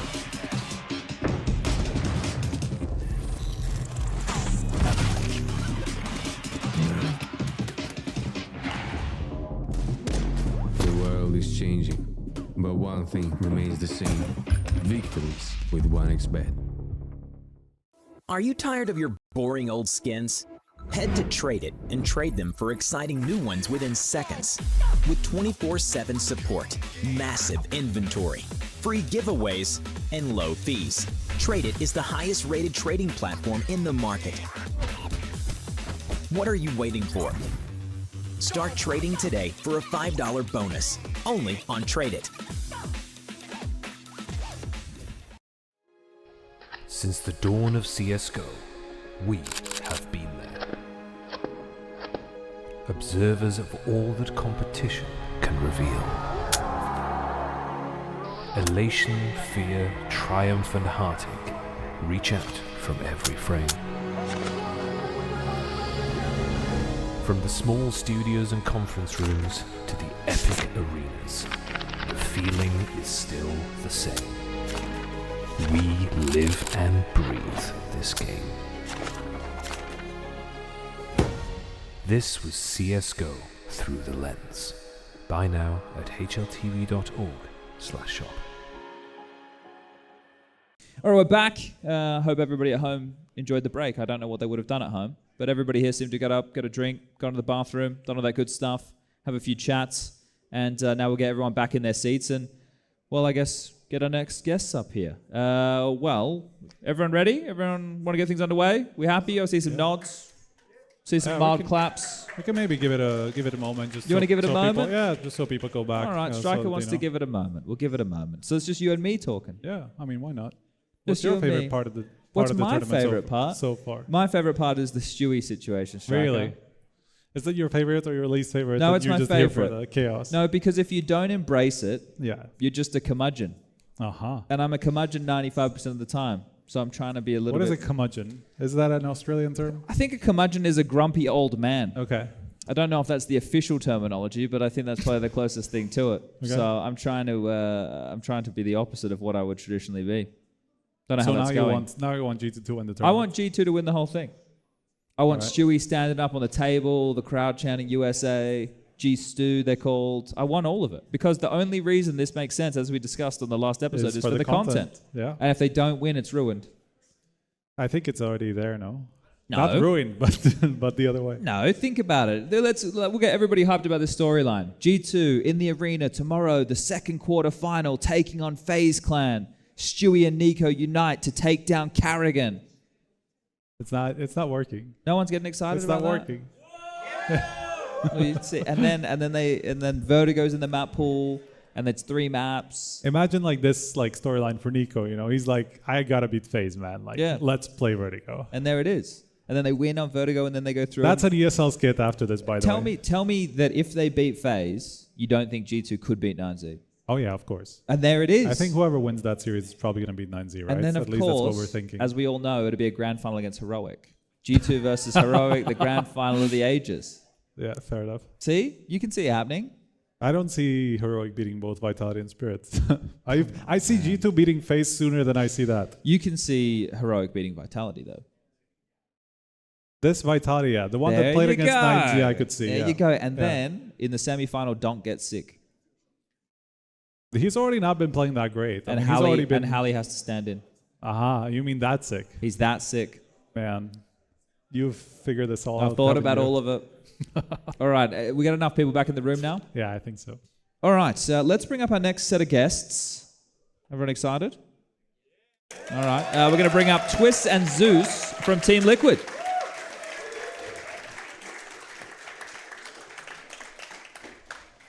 All right, well, I don't want to spoil this. I'll let them sit down and put their headset on before I show everybody my notes. Now, I've taken a few notes this time around. Hello, good to see you. Hello. All right, well, we got the coach and I guess the star. And gentlemen, I have what page of notes? I've got your names here as the header. You can see Zeus plus Twistzz, so that's good. And then under that, there's one word. And it's not even a word, it's a word I learned from Tristan Saranthus. It says shituation. I don't know if we want to start there. I feel that maybe we should start there and just leave it quite open-ended and allow you gentlemen to comment about this however you would like. Yeah.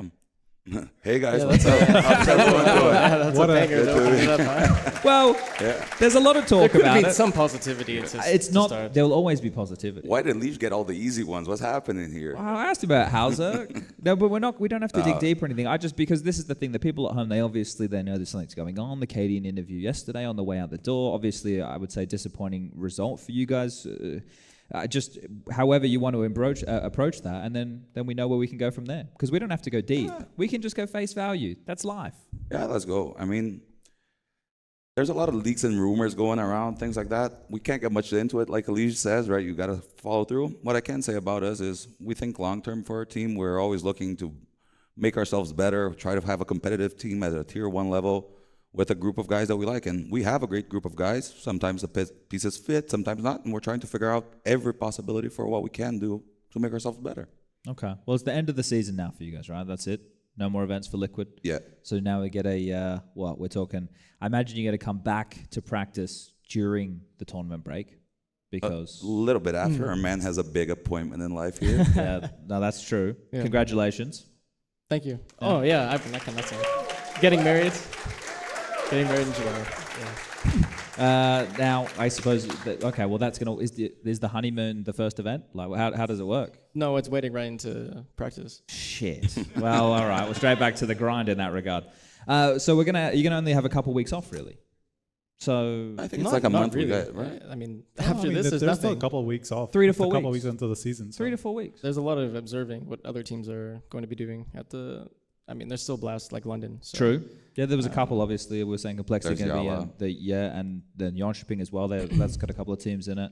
So there's still a few more events. So I guess having an earlier finish to the season, is it a positive or a negative, or is it a bit of both? I mean, for me, it's a bummer. I mean, I'm used to playing every event, especially all the tier 1 events. So to have a month off suddenly is a bit like, what the fuck went wrong, pretty much. But I guess in the situation we're in, it's sort of a blessing. Well, the form that you're in, I guess, is another reason why it would suck not to be playing, because you've been owning everybody. That Ancient game, I was watching it on the side while I was casting. That round that Madden naded you, I think you're in like a 1-on-3 or something, then that was to close the game, and Madden killed you with a nade, and I was like, that would have been a sick clutch, a sick way to end it. You had like 36 kills in that game, and it still got close. But what's with the form? What have you been eating? I mean, I think it might be the lack of eating, because I'm not eating much food, to be honest. So. Yeah, I mean, it's just a lot of prep, a lot of work to do things, a lot of work to help others and help our system try to function. But yeah, a lot of prep individually, tons of studying other teams before matchups, because every game is so important that it cannot be taken lightly. So yeah, I would say even more prep than aim training in any way. A lot of just map movement and playing heads-up CS. Well, the desk was saying after your interview yesterday with Banks that you seem very locked in. Yeah, I mean, I feel that way. I feel like it's kind of not that it's always the best thing, but I feel like in this team, like the win condition is I need to perform, and I guess in some way I'm embracing that feeling. Well, that's a part of the, I guess, conversation about you going from FaZe to Liquid. It's like, Twistzz wanted to be more of a star player, more star roles. Do you feel that's what you've gotten since being there, that responsibility, that onus? It was more of like being able to be vocal in the way that I approached the game, because in FaZe, like a system was suited for everyone. Everyone could have like a say, and it was just like kind of a free-flowing and caidaN system. Like once you're bought into it and you understand it, you find your own freedom within it, and you know your boundaries and how far you can push yourself as a player. And then in Liquid, obviously, I play kind of the positions that the rifler IGL would play, and it causes a lot of situations where I have to be vocal, and in some way it's evolving me as a player, and it's been great. I mean, for me, like obviously the season hasn't been that good compared to where I came from, but I will say as a player, I feel like I have grown. Okay. I was going to ask about that because, I mean, you were talking about results, and I mean, despite the rumors, despite kind of the atmosphere looking off for sure, even looking from the outside in, recently you guys have actually looked up, at least up until this event. You know, you had a couple of events where it's been going pretty well. What do you think that's down to? I mean, I usually would think it's just individual prowess. That's commonly with international teams, that some victories are just happening because someone pops off. And I mean, that's the international team specialty, really. I would say our team play has always been pretty lackluster, and it's something it's been hard to gel with everyone. And it's just different visions on how to play the game, and chemistry is not something that can be created overnight. It's not really something that you can create, to be honest. It's chemistry. It's like either the players are going to find it, or it's not there at all. And when you don't have it, you need more team play than anything else. And yeah, it's difficult because I'm in positions where typically I'm not a supporter now. It's different than FaZe, because in FaZe I would end up in situations where it's very natural that I become the support, and it was a role that I understood very well. And support in the way, like, I recognize that someone needs a flash, I recognize I need to boost someone, I need to create an opportunity for someone, whereas like being proactive in it, you mean even? Yeah, being proactive in a way to find someone else a good situation where, you know how it was, like I was playing 3vx situations with Robson Brookie, like I want to set these guys up, I need to create a good situation for them, where in this team it's like, I kind of need to create the situation so I end up in this like mid-round thing, so I can control rotations or mid-round call in some way. And yeah, it's just two different things, and it's a difficult role to try to find someone to slot into where they recognize like when to help someone and when to take over the round. And I guess in some ways like the team lacks experience or lacks a person with that voice, especially, let's take Anubis, for example. If I'm like in mid on T side and I'm listening for rotation and stuff, I can only give the info and give a general direction. It's hard for me to micro about, taking connector control or when to take a main. I can only say like they're not mid. Well, they can only be in two other places. And yeah. Oh, okay. Well, Zeus, from your perspective with the stuff that Russ is talking about, you're obviously standing back watching everything unfold. And you can't be in the server when things are going wrong, and you can only try and offer the advice you can, and it feels like times have been quite difficult. So how tough has that been from a coaching perspective to handle? Is this the most challenging coaching experience you've ever had? It's always going to be challenging. Every situation you have to adapt to the necessity of what's happening, right? I tend to think on more longer terms. I see that we are evolving. We're having more constant results. Our playbook has been growing. We've finally figured out how we want to play which style, what suits us better. And we started developing from that. And I see the difficulty in roles because we're coming with a lot of people who never had that background. The language is different. It's not your first intent. So the micro communication for perfection isn't as clear cut as if you were speaking your primary language for everyone.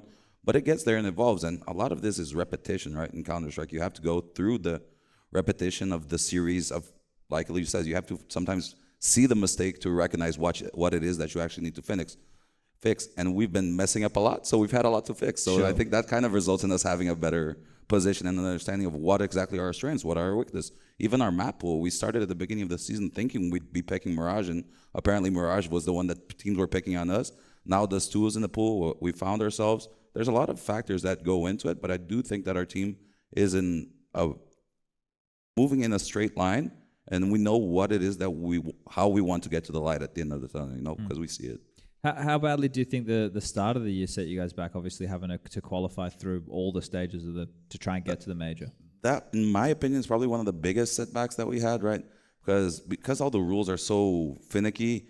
If you change a player later, maybe we would have retained points. But the fact we started with 0 points, so we had every open qualifier. Yep. We're traveling to NA. You guys for Cato as well, didn't it? Yeah, we didn't qualify to Cato, and we're traveling everywhere around the world just to do qualifiers sometimes for 1-2 match, jet lag and frustration, right? We're a team with fucking superstar players, I'll just say it. So of course we expect highly of ourselves. We want to be in the stages. We're bummed out as hell that we're not going to be playing here in Dallas for the crowd. So the early part of the season definitely is what made our lives a little bit difficult. But I also feel that partially because everyone expects, we got more flex, and we let that get to ourselves as well. When in reality, we're a brand new team, and in 6 months, top 10 in the world, that's not something to scoff at. Yeah, and I guess being part of Liquid, right, it seems like an organization that would demand high results. Like not necessarily like pressuring you for it, but you're under a big org. And they deserve it. Liquid does everything. Yeah. They do a lot for us. They're great. Now look, let's... No, I was just gonna say, I'm curious, kind of like the way that you were talking about, being in a straight line.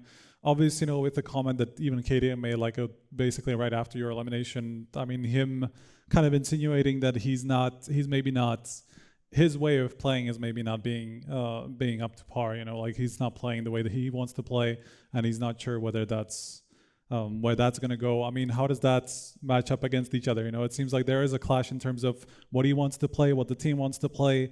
Yeah. How has it been balancing that? I mean, in the beginning, we tried very much just one route, and because it's all in theory. But the truth is that we've just been adapting, and some things work, some things don't, and the entire team discusses, and we try to figure it out. I think we're one of the teams that probably has the most amount of conversations, even that, like Russ sometimes has mentioned, is like we try to settle everything through the idea, through the thought process. And that leads us to do things in a very, I think, efficient way, at least, to figure out. Because sometimes it doesn't mean that someone is messing up or doing something wrong or that they're horrible or the devil or something like that. Sometimes there's just incompatibilities in thoughts. And in a team, then you give in. It's like, okay, let's try it your way. Let's do it like this. And when you start getting that consensus and that flow, that's when a team starts gelling. But as our manager, Joe Steve, made a big joke, it's like, you're sometimes just remember that game when you're a kid of fitting the circle in the circle, the triangle in the triangle. That's what we're all trying to do, is we're trying to fit the pieces and fit the ideas of how we want to play. I think we saw, they've been doing a few more comms check-ins at this event. And there was even the Inferno pissed around yesterday, and you guys were CT retaking. And caidaN was low, and he said, like, I'm searching onto the side, and you died. And then after, it got stressful, because I think whoever's last alive got another kill, and it became a 2v1, but caidaN killed him on low HP. And then caidaN was like, oh, that was stressful for me, guys. And then you immediately were like, yeah, I shouldn't have peeked that angle. Like, it was taking ownership, like, within the rounds immediately after that. And I think it's quite eye-opening for people to see those type of conversations happening in the middle of a match. Is there a lot of that going on from round to round? Yeah, I mean, people should take accountability. So, if like an idea didn't work, like someone knows that, like caller knows that it wasn't just because it was a bad call, it was like someone messed up. So, but yeah, I mean, it was like a mechanical error. Like he can only be in one spot, and I peeked him. I do love it where it was one of my favorite things when I was in game leading, and my players be like, oh no, I just missed my shot. It's like, well, okay, so do I think that you actually just missed your shot and I'm going to go try and run this round again, or do we think there was maybe something bigger that went into it? It's like yesterday when I was watching G2 miss the smoke wall's yard, and I was like, fuck, like how do you go back to that call when the game is getting intense as an in-game leader, which Nico did go back to that and call, they did go back to the call, and I was like, oh no, like it can go wrong in so many ways. You have to adjust.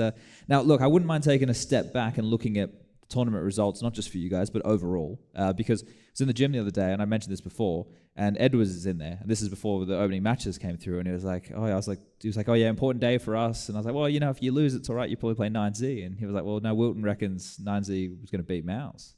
Yeah. And you were right. Had a hunch. I was like, wait, man, Zeus is crazy. What is he talking about? He's got no idea. Like, how are 9Z going to win? Now they're in the semi-finals. It's a perfect chaos condition. They're a team that's hungry. Mouse is coming off of like a long run where they're tired, a break. And it was bound to happen. They couldn't finish the season not losing anything. It's just karma. Okay. So, but did you think 9Z would go like beat Vitality? No, that one I didn't see.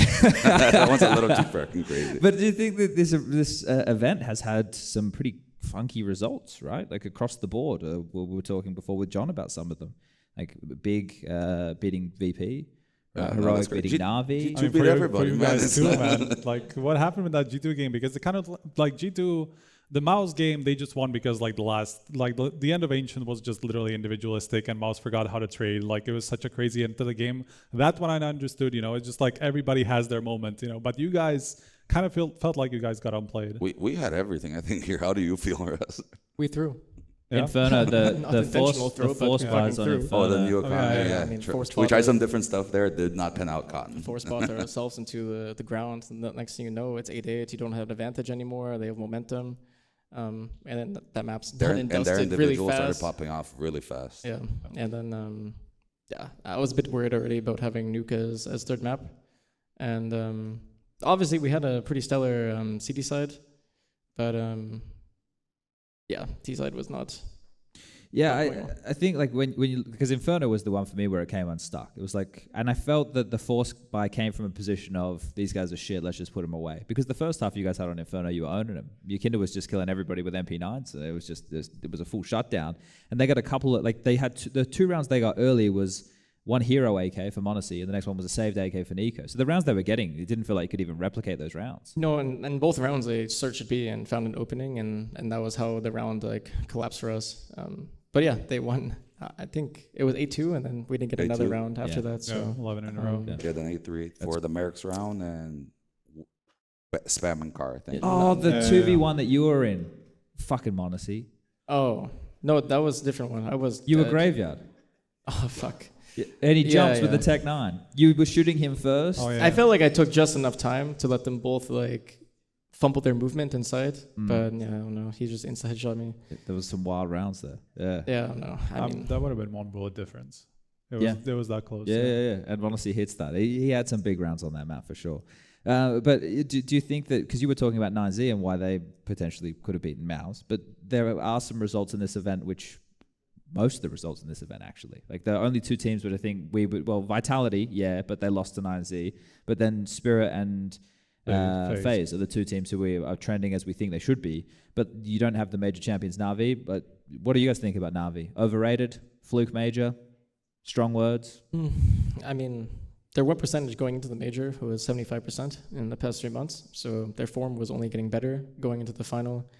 I think to win a major, it's not like a fluke, it's just players peaking at the right time collectively, and it could have been some kind of honeymoon kind of stage buff kind of feeling because it was their first playoff event. So yeah, I mean, combination of things. I wouldn't call it a fluke though. Okay.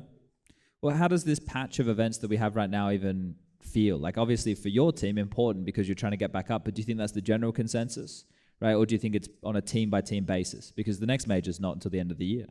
Right? The next big event we have is Cologne. You got spring finals, that's going to have a pretty decent crowd to it, but the next like big marquee event is Cologne, and that's going to be a couple weeks after the player break. So is this you guys like didn't make it to Riyadh, right? You're not. No, we're not. I think right now it's basically the top dogs are kind of chilling. They're a little bit more relaxed. They've got the points. This is towards the end of the season. Everyone who's fighting for points, this is where it matters more. That's why you see a 9Z so hungry. Like people, some are fighting for their lives and some are kind of just chilling. And chilling can even work. Like G2 somehow pulls it. They have a stand-in and are working. But I think that I know Dallas is an amazing tournament, but a lot of teams always come here and they're like a little bit either exhausted or already thinking steps ahead, and it gets a little bit complicated in the results because of that, because everyone's so different right now in the stage in their team. I mean, Dallas is like the one event every year where stand-in or visa, or there's always like an asterisk on some team in this event, and it happens every year. I think for the top 5 teams, there's this weird like circle dynamic where Mouse is always beating Spirit, but but Spirit is always like usually beating FaZe, and then Vitality is kind of somewhere in the mix where they can beat any of those teams on any day, but they just have to be in form. So I think those teams are not really like chilling. I think they're kind of upset that there's no consistent number 1 in like the mix, because obviously FaZe probably feel like, why is Mouse number 1? We beat them like every time, you know. Yeah. So yeah, I think there might be some frustrations brewing in the top 5. All right, well, who do you think is going to win the event? I have to say FaZe. All right. Okay. The allegiance is still there. What do you think? I'll go with Spirit. I'll go easy. I think they're going to take this one. They've had a nice while without playing. They're going to show up. They're on the same side of the bracket as Vitality, right? So we might get, the Heroic Vitality, that's the quarterfinal. Winner of that takes on Spirit. Yep. But Vitality need to play some good form for them to, I guess, contest. But I don't think we've ever had ZywOo versus Donk. No, we haven't had. So that would be cool. No, we haven't had Monacy versus Donk. We had ZywOo versus Donk. When? That's what I'm trying to figure out, but I'm pretty sure Vitality and Spirit played each other. No. They haven't. They haven't? I was looking at it No, while they casting. haven't. They haven't played The each last other. time they played was EPL season 16, and that was when Wonderful was on the roster, Patsy, etc. I feel like that got broken recently, but I thought so too, but me and Alex were looking at it online. Maybe you're right. Yeah, I don't know. I don't have Twitch chat on my phone to check what the actual people know, because Twitch chat's where they have all the answers. So you think Spirit and you think FaZe? Yep. Well, that's the best final that we can have, right? Oh, Yeah, for sure. maybe not if we look at Katowice. It wasn't really much of a final there. Did you guys see that video that ESL released today? I only saw the quote. I only saw the character. Mr. Spaghetti. Yeah. That one was really funny. That's such a fun, like, Finn thing to say. Really. I mean, he does that because he wants to bring the team Yeah, up, bring the team up team right morale now. up and That's like, he says that in a moment where he just Yeah, well, surely we don't he's have not to justify that to the fans, exactly. do we? I'm just- Come on. Well, I feel like people kind of maybe took it the wrong way sometimes. Yeah. Like I saw some comments online that they were like, "How can he say that? Like it's so disrespectful." I'm like, he did not say it in any way like against Dong. He was just Dong's saying not in front of him when he said Comments team. online. You're saying HLTV threads, which Yeah. is like the abyss of, of comments. Really. It's my So, favorite thing to read. exactly. HLTV, my favorite thing Well, to read. you don't want to know the things Donk is saying, apparently. Yeah, No he one wants to know that. He got in trouble, didn't he? Yeah. So okay, Several okay. times. Now look, gentlemen, this episode of this show was actually brought in conjunction with your organisation and Coinbase, and you gave us some shirts and some goodies. Now I don't know if you wanted to give things away because they're yours. So if you wanted to give these away to fans, maybe we could do some. Where's Prof? I don't think your mic works over Still there. I think you're too far. Well, we already I told think you it's this, too mate. far. You're gonna have to come back over here in the When middle. you're bothering him, he's just chilling, hello. drinking a beer. Yeah. Works. You're moving. He's moving further away from where the receiver is. It's the beers. Closer. What are you talking about? Well, slightly. You said that somebody had a question for Zeus. Yeah, but I think he's having drinks at the bar. Oh. He's Oh, right there he is. Okay. Oh. Oh God, Chris. Lucky someone's paying attention. It's Get Right, everybody. You have to come over here because the mic doesn't work over there. This is, maybe some people know him, maybe some people don't. If someone doesn't know him, they should just leave instantly. No one doesn't know me. But hi, Wilton. Hey, Chris, Love what's you. up, dude? You were talking somewhere in the middle there about top 10 in the next 6 months. Is that meaning with the same lineup you're having right now, or is Oh. it something going to happen? Oh God, Chris. Do you need a load? That was the Mic drop. That was the about being a top 10 team in the first 6 months of it being created, and we did that on the ESL ranking. But what if you, He's in got me. theory, would change a player? Would you still be top 10? I think that's what he was asking. If we were to Hypothetically. change a player, it depends on who do we change and who do we get. Do you have any suggestions, Chris? Yeah, what do you think? Who do you want? No. I'm not the professional anymore. I'm doing my own. You're thing. trying Let to do me my be. job Let now, me Chris? be. Is that Let what you're me doing be. up here? You could represent the forums, Chris. Who do you think they should have? We always need Forrest in the game, you know how it Forrest? works. He's available. He's a streamer. Hey, is he really? He's a really good streamer. I thought he was an Apex Legends player. I was watching him Oh play. yeah, yeah, he qualified he's for also- Apex LAN. You know, he's gonna be a pro in that game. Don't worry about him. But either way, just because of Dust 2 is back into the game, then what does that mean for Team Liquid in general? Do you actually like it being back in the map pool, though? I love it. We're It's doing our well. What do you best like? map statistically right now. So Yeah, I and think we it's get been a good thing. to cook a lot in that map. We have a lot of stuff that we haven't even shown yet. Yeah, Yeah. well, Well, you had some nice smokes. I've been watching. I've been paying some Yeah, attention. no, Yeah, you now it's time for them leaking to my copy shit. that. I wasn't leaking it. I just got there before night out here. You posted a clip of it, and people roasted you for your music. Yeah, my music was good though. People can just, it's subjective, all right? I like my choice. Now, Prof, do you want to see if you can find some other questions that people might have Yes. for Liquid? I think you should pick. You have a better Well, let's overview. start over here and we'll work our way over. So Okay. we've got one here in the middle. The purple? I can't see the color of the shirt. I can see the hair and the glasses. Okay. Hair and glasses. You guys have a lot of players from a lot of different places, Canada, Europe, all that. Jetlag is definitely a thing. How much do you think that affects like your play? I think Jetlag is individual responsibility to take care of, and if people are not able to do that, then that's on them. But it's just about being mentally strong. I mean, if you're not able to sleep on the flight, it's just about staying up when you arrive, doing whatever that means, going to the gym or working, like anything to stay awake. But if you're just gonna land and fall asleep at 6 p.m., then that's on you and that's your fault, and you can't really blame something else for that. So, yeah, I feel like this Jetlag stuff comes from a weaker mentality, in my opinion. Bang! At them. At them. It's like a mic drop moment right there. We had another question over here, Prof, on the end. Okay. Can you? Who? Necklace. You can't see if he has anything I'm on coming, his neck. I'm so coming, yeah. You'll get it. Yeah, right next to the projector. Okay. So coaching within the community is an often misunderstood position, or at least confused. What kind of, for Zeus, what kind of approach do you take to coaching, and perhaps what is something that is a sign of well-coached teams in your opposition? That's actually a good question because people are coaches have to adapt very much to the needs of the teams. But so their job is normally to analyze the data and try to find the flaws to fix them, right? But in many teams, that can be on the emotional side, it can be on the tactical side, it can be on how it's run. Normally, to me, a sign of a good team is actually on how the players are dealing with themselves and how they are able to function together. We're at a time in Counter-Strike now where things are a lot more professional, I think, as well, right? So that means that the quality of players and the expectations are really high, but sometimes even the newer generation that's coming, they got so good because they spent most of their lives in front of a computer, so sometimes the social skills aren't there.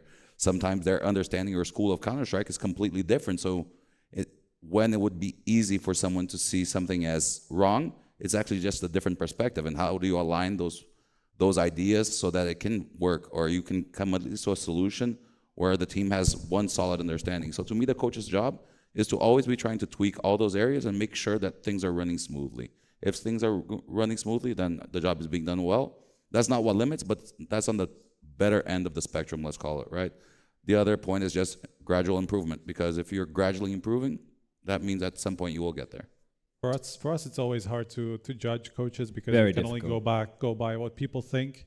I understand And that- results. I understand, yeah, exactly. I understand you're probably in the same position, but is there a coach that you particularly aspire to, or that you respect, or who do you think are the best coaches at the moment? I respect a lot. Of course, I will always respect Danny because there used to be a rivalry there, Zonic, right? Sure. Yeah. But nowadays, I think Saw is doing an amazing job. Everything that I hear, how he at least the demeanor in which he handles his team, and how everyone seems to look up to him, but also respect and admire.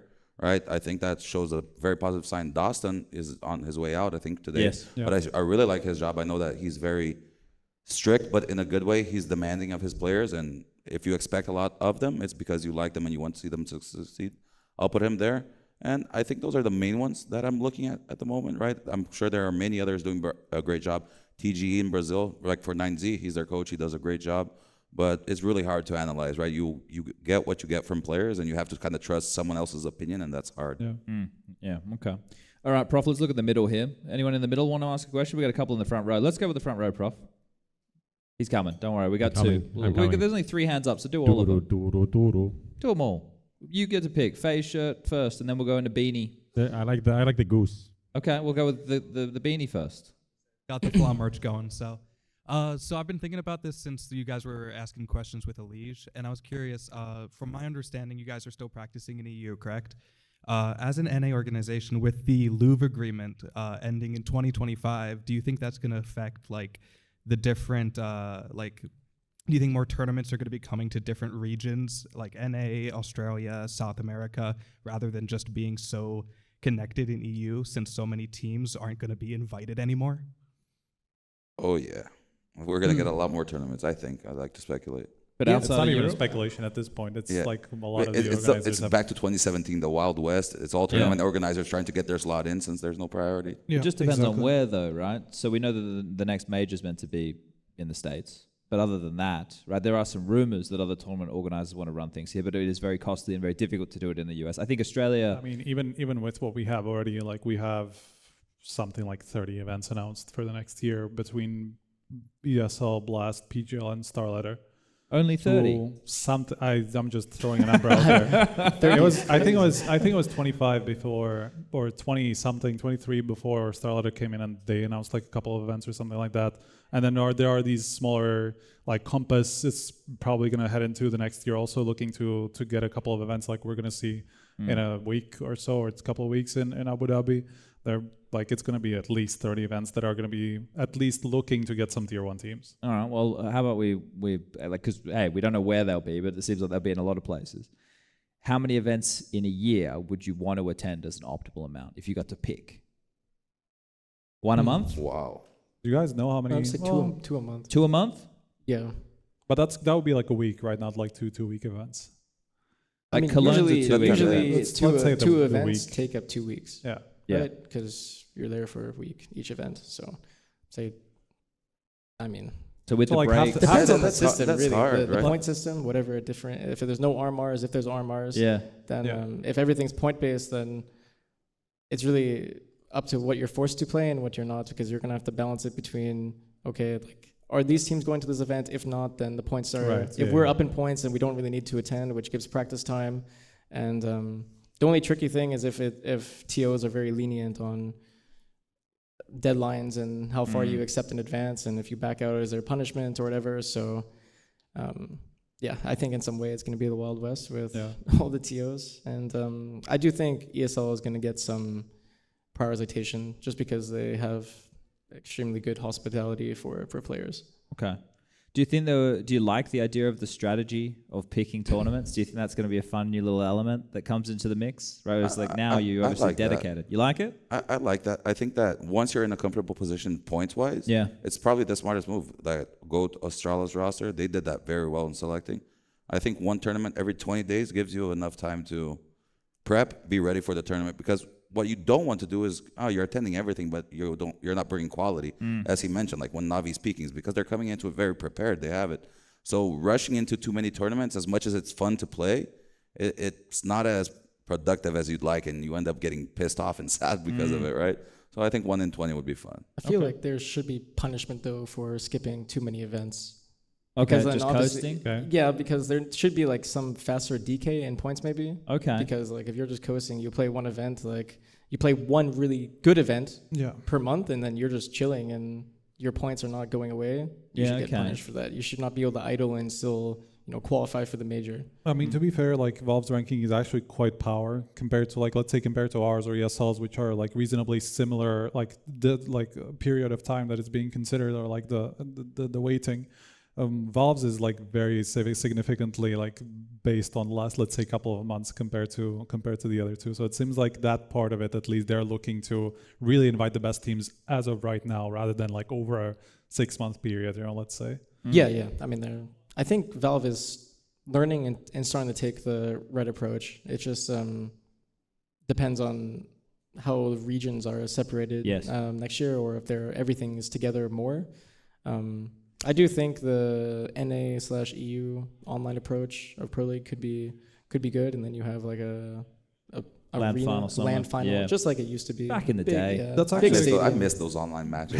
Going back and forth. You played in them. Yeah, shit. That's actually like another angle to this, because we don't actually know how many of these events are going to be LAN, the ones that we've seen announced so far. So is there a way where you would be willing to go back online to like for some of these events, so that there's not so much travel, but there's still something to play for you guys to focus on? It depends, because with so many TOs announcing events next year, let's say if Pro League is announced online, maybe pros are like, well, fuck that. Like I want to go to a LAN, I don't want to play online, and they kind of just skip it, and it loses its like its prowess in the scene. Yeah, okay. Where'd Prof go? Hello. Just checking where you are. I was watching clips from the show on Twitter. You watching what? I'm watching clips from the show on Twitter. Oh, nice. Okay, that's great. We had another one in the front row with the FaZe jersey, and then we had one just behind. Yes. Hello. I really admired the content you guys put out of where you had that retreat where you got to get to know each other as people outside of the server. How important was that for you guys to really get to know each other as people before you really started playing with each other? And was that like a unique experience for you in your career? I don't know. I have very conflicting things about the retreat. I guess in the end, I was not a big fan of it, because in some ways in many ways it took away our honeymoon phase. Took away practice time in the beginning. And I don't know. I mean, it was a cool experience nonetheless. Was I a fan of it being so public the way it was? Not really. I don't know. It's conflicting for me. Nonetheless, I'm not the biggest fan. This is one of the things with Counter-Strike teams or esports teams in general, right? Is we're in a market where we're trying to work out what the best way to get eyeballs and sponsors and monetization and all of those things. But if any of it is at a detriment of the performance, then you question if it was even worth it in the first place. Because the thing that matters the most is the performance. We're in a competitive environment, right? So it's one of those things that is like the question comes from a position of like positivity. He enjoyed it as a fan, right? And this is the thing. This is the difficult trade-off with stuff. It is quite tough because like you never know how this stuff is first of all going to be perceived. Like we talk all the time, and people fucking hate my voice, and I'm fed up of it too, right? So it's like you never know how things are going to be perceived after a while. But Yeah, I watched that at the start of the year, and we were joking about it. You know, we're like, oh, they're going out there and holding hands and singing Kumbaya and shit. It's like, I could imagine there's some positive stuff about it, but there's a lot. That's why it's conflicting, I think, right? The public aspect of it definitely gets something that's supposed to be personal. You get people who like it, and definitely detractors. Like, people are going to talk shit about it for sure. And it's no longer than just that situation. Now it's that situation, and the months later, everyone's still mentioning it, right? But it's an interesting take for sure, because when you're putting a group of guys that has never worked together, even though people will always say, oh, Twistzz worked with Nav and Finja Kinder. No, it's a completely new group of guys. It's a new dynamic, things like that. You get to know each other faster, and that goes both ways. You get to learn a little bit about everything, right? Yeah. Well, that's what with saying you speed up the honeymoon. The honeymoon is when you can look past the problems. Once you know people too well, it's harder to you're like, oh, fuck, I hate the way that they, bite their fingernails or some shit. The way they leave the soap in the shower. I feel like we're getting a lot of insight into your relationship. No, those I just made those up. They got nothing to do with me. No. It's probably me who bites my fingernails. All right, Prof, we got another one here, just right near you. You got to go around. Look at this. You're getting your steps in, mate. You get your 10K for the day? I think so. I've been doing very well with the steps. Nice. Hello, sir. Hello. Can you hear me? Yeah? Yes. Yep. A lot of good questions today. Yeah, I'm liking them. I do have one, but it's not a CS question, but it is a more personal question for Twistzz. I've followed you since like 2019, since your big Grand Slam run and all that. And one thing I've noticed that has stayed the same despite all your team changes and all the teammate changes is the fact that you're one objectively beautiful man.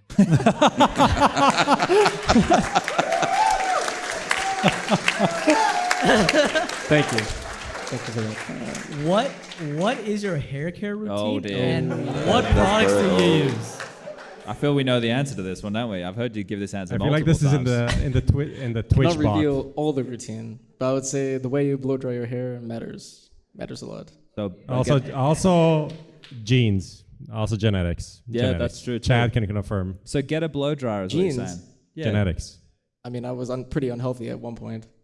No, he means he's not. He's talking about. He's not. He's too young. He doesn't understand. It's fine. You still have hair, bro. Oh, that part. That's also a hair care routine. Well, I don't know. Do you want to do a seminar? This is a sensitive topic to it. It's a sensitive topic. I mean, he had the right play. Yeah, the hair transplant. Yeah, who would have thought? Yeah, okay. It's not a bad thing. It's actually not. It's worked out. Yeah. All right. Well, there you go. You got your question in. Okay, let's take two more from this side, and then whoever you guys think have asked the best questions will give away some of your merch. That guy just prefaced this question like everybody's asked such good questions. I'm gonna ask a shit one. No. It was not. It was not a bad. It was complimenting everybody else. All right, you can pick now, Prof. Okay. My question's for Twistzz. Basically 2 times now in your career, you've left a very successful team to join a brand new project that you have no support or foundation in. How do you make that decision to just take this huge leap of faith and just trust that it'll work out? I mean, the leaving to FaZe was kind of just being very happy that caidaN trusts me and believes that I can evolve as a player. Obviously, leaving FaZe, having so much success at the end was not something that any of us foreshadowed, especially in the beginning of CS2. And everything that happened with the org is in the past, and I have a lot of love for the FaZe guys. But yeah, going to a completely new project, in some ways it's exciting. Obviously, there's a lot of risk, but having the achievements I had in FaZe, it didn't feel so unusual to move on to something new. Of course, if there's ever opportunity again to play with those players, then I would love to do that. But of course, there is a lot of fun and pride into being part of a new project, especially under the Liquid banner. All right. One more, Prof? All right. Anyone else on that side of the room want to ask a question? Or are we all out? We might not have one more. Seems like we're out. Oh, we got one in the front row. All right, one more in the front row. This is my friend. He has an emotional intelligence book. What's that about? Basically a book about grit, essentially. Just a book about just trying to further grit and whatnot. But essentially my question is for Zeus. I know that you're a coach and you've been coaching for a very long time. So my question is, do you have any advice or what are good qualities that make you the coach that you are? Good question. to be a good coach, I think first is being willing to listen. All right, a lot of people will hear what everyone's saying, but not actually stop to listen and try to think things through. Being neutral about it, because we're all connected, right? We're all friends and we live together, so it's easy to try to favor someone, but you actually have to try to remove yourself from the equation and think on a better term for everyone. And also just a little bit of knowledge about the game, right? You have to have played it to understand what it is that you're searching for, what it is that a player will want. So my advice, are you looking to get into coaching, or you're already an advanced coach? Man, keep doing it, and try to support your players and what they need. Each player is gonna have a different area that you can make them better. It's not about you, it's about them, right? So you have to do something to make them better. That's the end of the goal. And my vision is better humans equal better athletes. Simple as that. If you're working harder, if you can get your players to work harder, to take care of themselves mentally, physically, whatever it is, they're gonna end up performing better in the end. And they're gonna leave after you remembering that you helped them grow in life. I think that's bigger than even CS. No problem, man. All right. Good questions. Yeah, pretty good questions overall. All right, well, we got this liquid stuff we got to get rid of here, gentlemen. So I'm going to let you pick who you want to give this to. We've got 2 jerseys and we've got a pin. So 2 jerseys and a pin. Is there anybody who you want to give this stuff out to?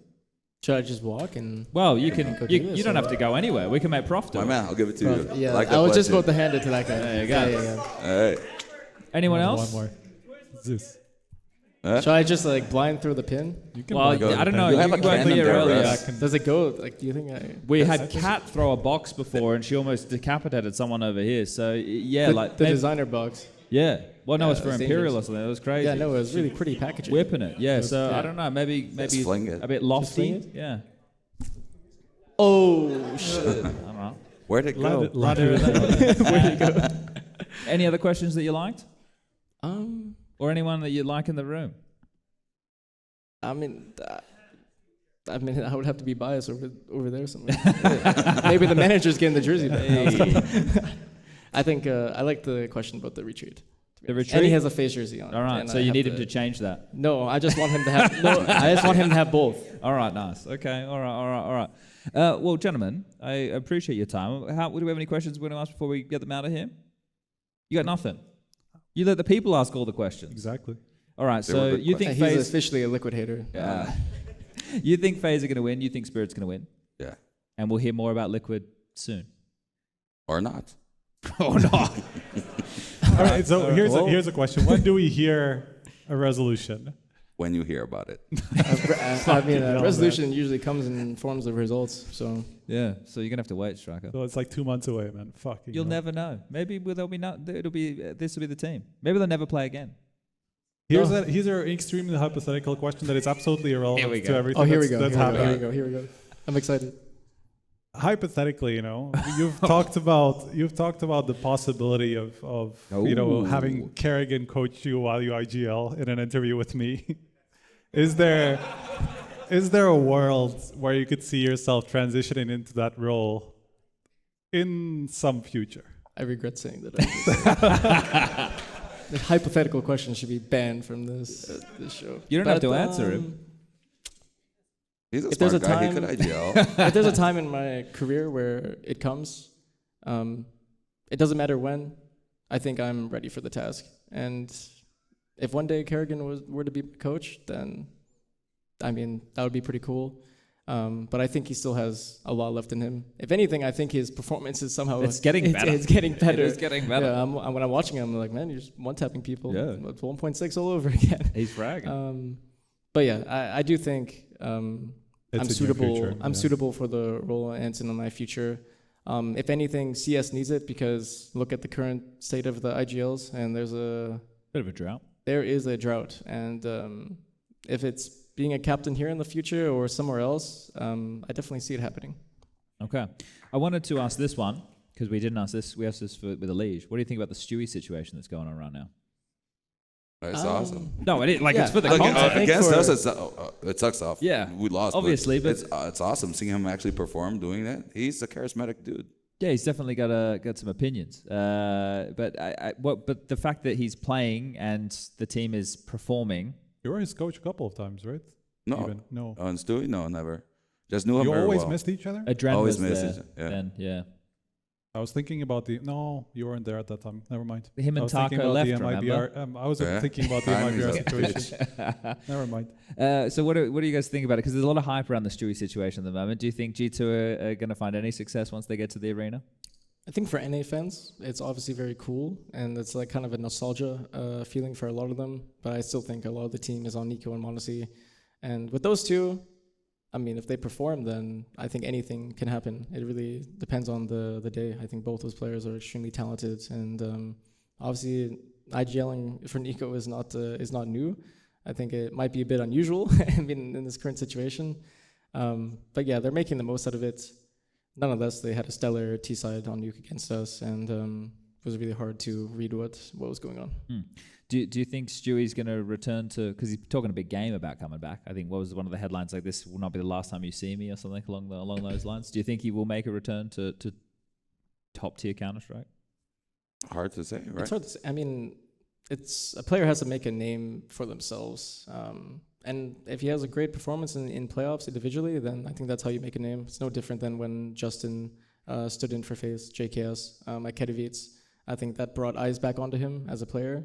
And I think that's kind of the road that a player has to take when they've exited the scene for some period of time, and then they come back. Okay.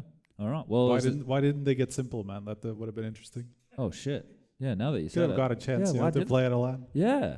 Damn. You think Simple and Nico is well, I mean, for the why does Stewie work Nico it out? Monacy? That's not cool, man. Well, that'd be sick. Why didn't that happen now? I just thought about it now. He's making courses. Yes, yeah. Well, he wants to play, but we'll see if we get him back on the server. All right, gentlemen, was there anything you want to say to the people at home, the fans here, before we let you go? You don't have to. I'm putting you on the spot. I mean, first, thanks to Coinbase for helping us out. Bang. Right? We're going to be at the booth there tomorrow for a meet and greet, and also at the Monster. If you guys want to show up, we'll be glad to have you. Okay, beautiful. All right, well, we'll see you guys over the course of the weekend. No, the meet and greet is Saturday. Saturday? It's Saturday. Then Saturday 11:30 to 1. 11:30. What are you doing tomorrow, Twistzz? I might be at the Monster booth anyway tomorrow. I was going to say, you might can be around. You can come cast the Heroic Vitality game with me and Alex if you want. That's a real invitation. I'm putting you on the spot right now, but yeah, I think we have a third headset there. Do people want me to cast? Hey, okay. If you want, it's the first game. All right. It's up to you. Message me later. I'll be there. All Do I have to wear a suit? I don't have one. Mate, we're not on camera. Where are we? We're up in some booth somewhere. No one's going to see us. That's not We're not fun. even in the arena. What the hell? Like, that's sorry, the whole everybody. That's the whole point. No, No, we're in the production room. Well, Yeah. it's EPL all over again. All right. Yeah, message me if you want to. All right, gentlemen, thank you for your time. Thank you for answering the questions. And yeah, all right, awesome, cool. We'll get you out of here. We'll get Prof back, and we'll keep the show going. Thank you. Thanks, guys. Thanks, mate. All right. Thank you very much. All right. Prof, you're back. I didn't ask Alex if he wants Twistzz to come cast, but I think he would. So what do you think about that, Prof? You like that? That sounds pretty fun, actually. Yeah. You like that move? You sneak that in very well. Yeah. Also, your question about the IGL The carry hypothetical. thing. The hypotheticals hit the hardest. Yeah. Look, he said it a year ago without even this being a situation. So You pull it out of the files, out of the striker files. All right. Well, I wanted to get a few more words about Stewie because should we just keep the show moving? Yeah, let's go. All right. So one of the reasons we wanted to talk about the Stewie situation was because we have a segment on the show, and it's called "What Are the Odds?" And we've been doing this recently. And the what is the odds question is about Stewie 2K, but I don't know what the actual question is because Prof came up with it. Should we invite our guest first? Wait. Oh yeah. Shit. I forgot. Wait. Is Steele here? He's still here. No, is Steele here? He is still here. It was Maniac. No, there he is. All right, come on. I forgot about our guest. He came in as late. He wants to play some FPL. I'm sorry. Yeah, everybody, Steele. Double applause. Sorry, Josh. Oh shit, I forgot. Nice. I'll remember this one. I haven't been on top of my game today. I've taken 2 naps, and I think it actually hurt me. And the one beer. 2 beers. Ooh. Yeah. But I A did true have Aussie right there. Yeah, I had a nap after the first beer. Oh, no, okay. well, we were at breakfast together, and Josh was like, I'm going to go have a nap. And I was like, that actually sounds really good. So I went and did that, and then we filmed a skit. I got to yell at Dinko. Sounds fun. Sounds fun. Just like it'll be a good pervasive skit. game. Yeah, that one should be all right. And then yeah, how was the lobby? There you go, Jetlag. The lobby was okay. It was interesting. I only got 2 players, so it was You only really got quick. 2 players? Yeah, because we had to do the meeting for the next day, so I got pulled out of it. Okay. Everything was done. All right. Well, I hope you enjoyed yourself. All right. Now, look, we brought you here today because we wanted to talk about Valorant. So, is Astra your favorite character? No, she's very, abusive of the smokes. She's a good character. Yeah. Love her. What are they called? Are they heroes or are they champions? Agents. Yeah. Yeah. Okay. Close enough, though. Yeah. I think you can interchange them, just not on the cast. All right. You ever slip up? You ever bring any Counter-Strike terminology into the cast? I have. Which one? I probably said bomb, Deagle, stuff like that. You know, the classics. The classics. The DDK. We can't. Yeah, we can't. The DDK with the sheriff. The calls. sheriff. Yeah. The I mean, sheriff I at the was with major. Pansy, so I mean, it's a natural slip up. Do they still call it CT&T spawns? Yeah, actually, yeah. Really? I mean, there's sometimes defender spawn or attacker spawn, but I mean, I was casting with Pansy, and she says CT&T side because she's an OG. Yeah, and Lauren can do whatever the fuck she wants over Yep. there. So that's pretty nice. All right, you found yourself in a safe place. How have you been enjoying the event so far? It's been fun. It's been interesting. It's not as tedious as the caidaN event was. That one was really just start to finish, just burning me out because it was just like so many games all day long, and I think I was approaching it the wrong way. I was trying to focus on like every match. There's like 2 streams going on at the same time. There's like 18 matches a day, and I'm trying to watch all of them so I could be on top of everything. And now I'm taking it the smart way because all these great teams are going out early. I don't even have to prepare for them. So. Well, you're going to be a 9Z expert come the playoffs, huh? I hope so. Yeah. All right.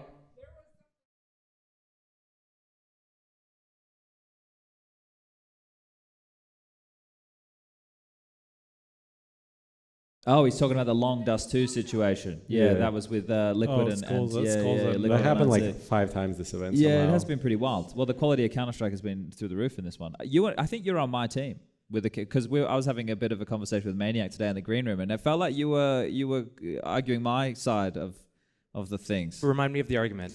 Well, it was about the quality of Counter-Strike at the event. I think Matthew was painting me as a bit of a curmudgeon, and I was just saying... I don't know what that means, but you are that. For sure. Grumpy old man. No, I mean, I think that the quality right now is definitely not as high with just the things that are happening, and I think the depth of, especially like the T sides, from what we saw, the last games that we saw, it's just like there's no faking.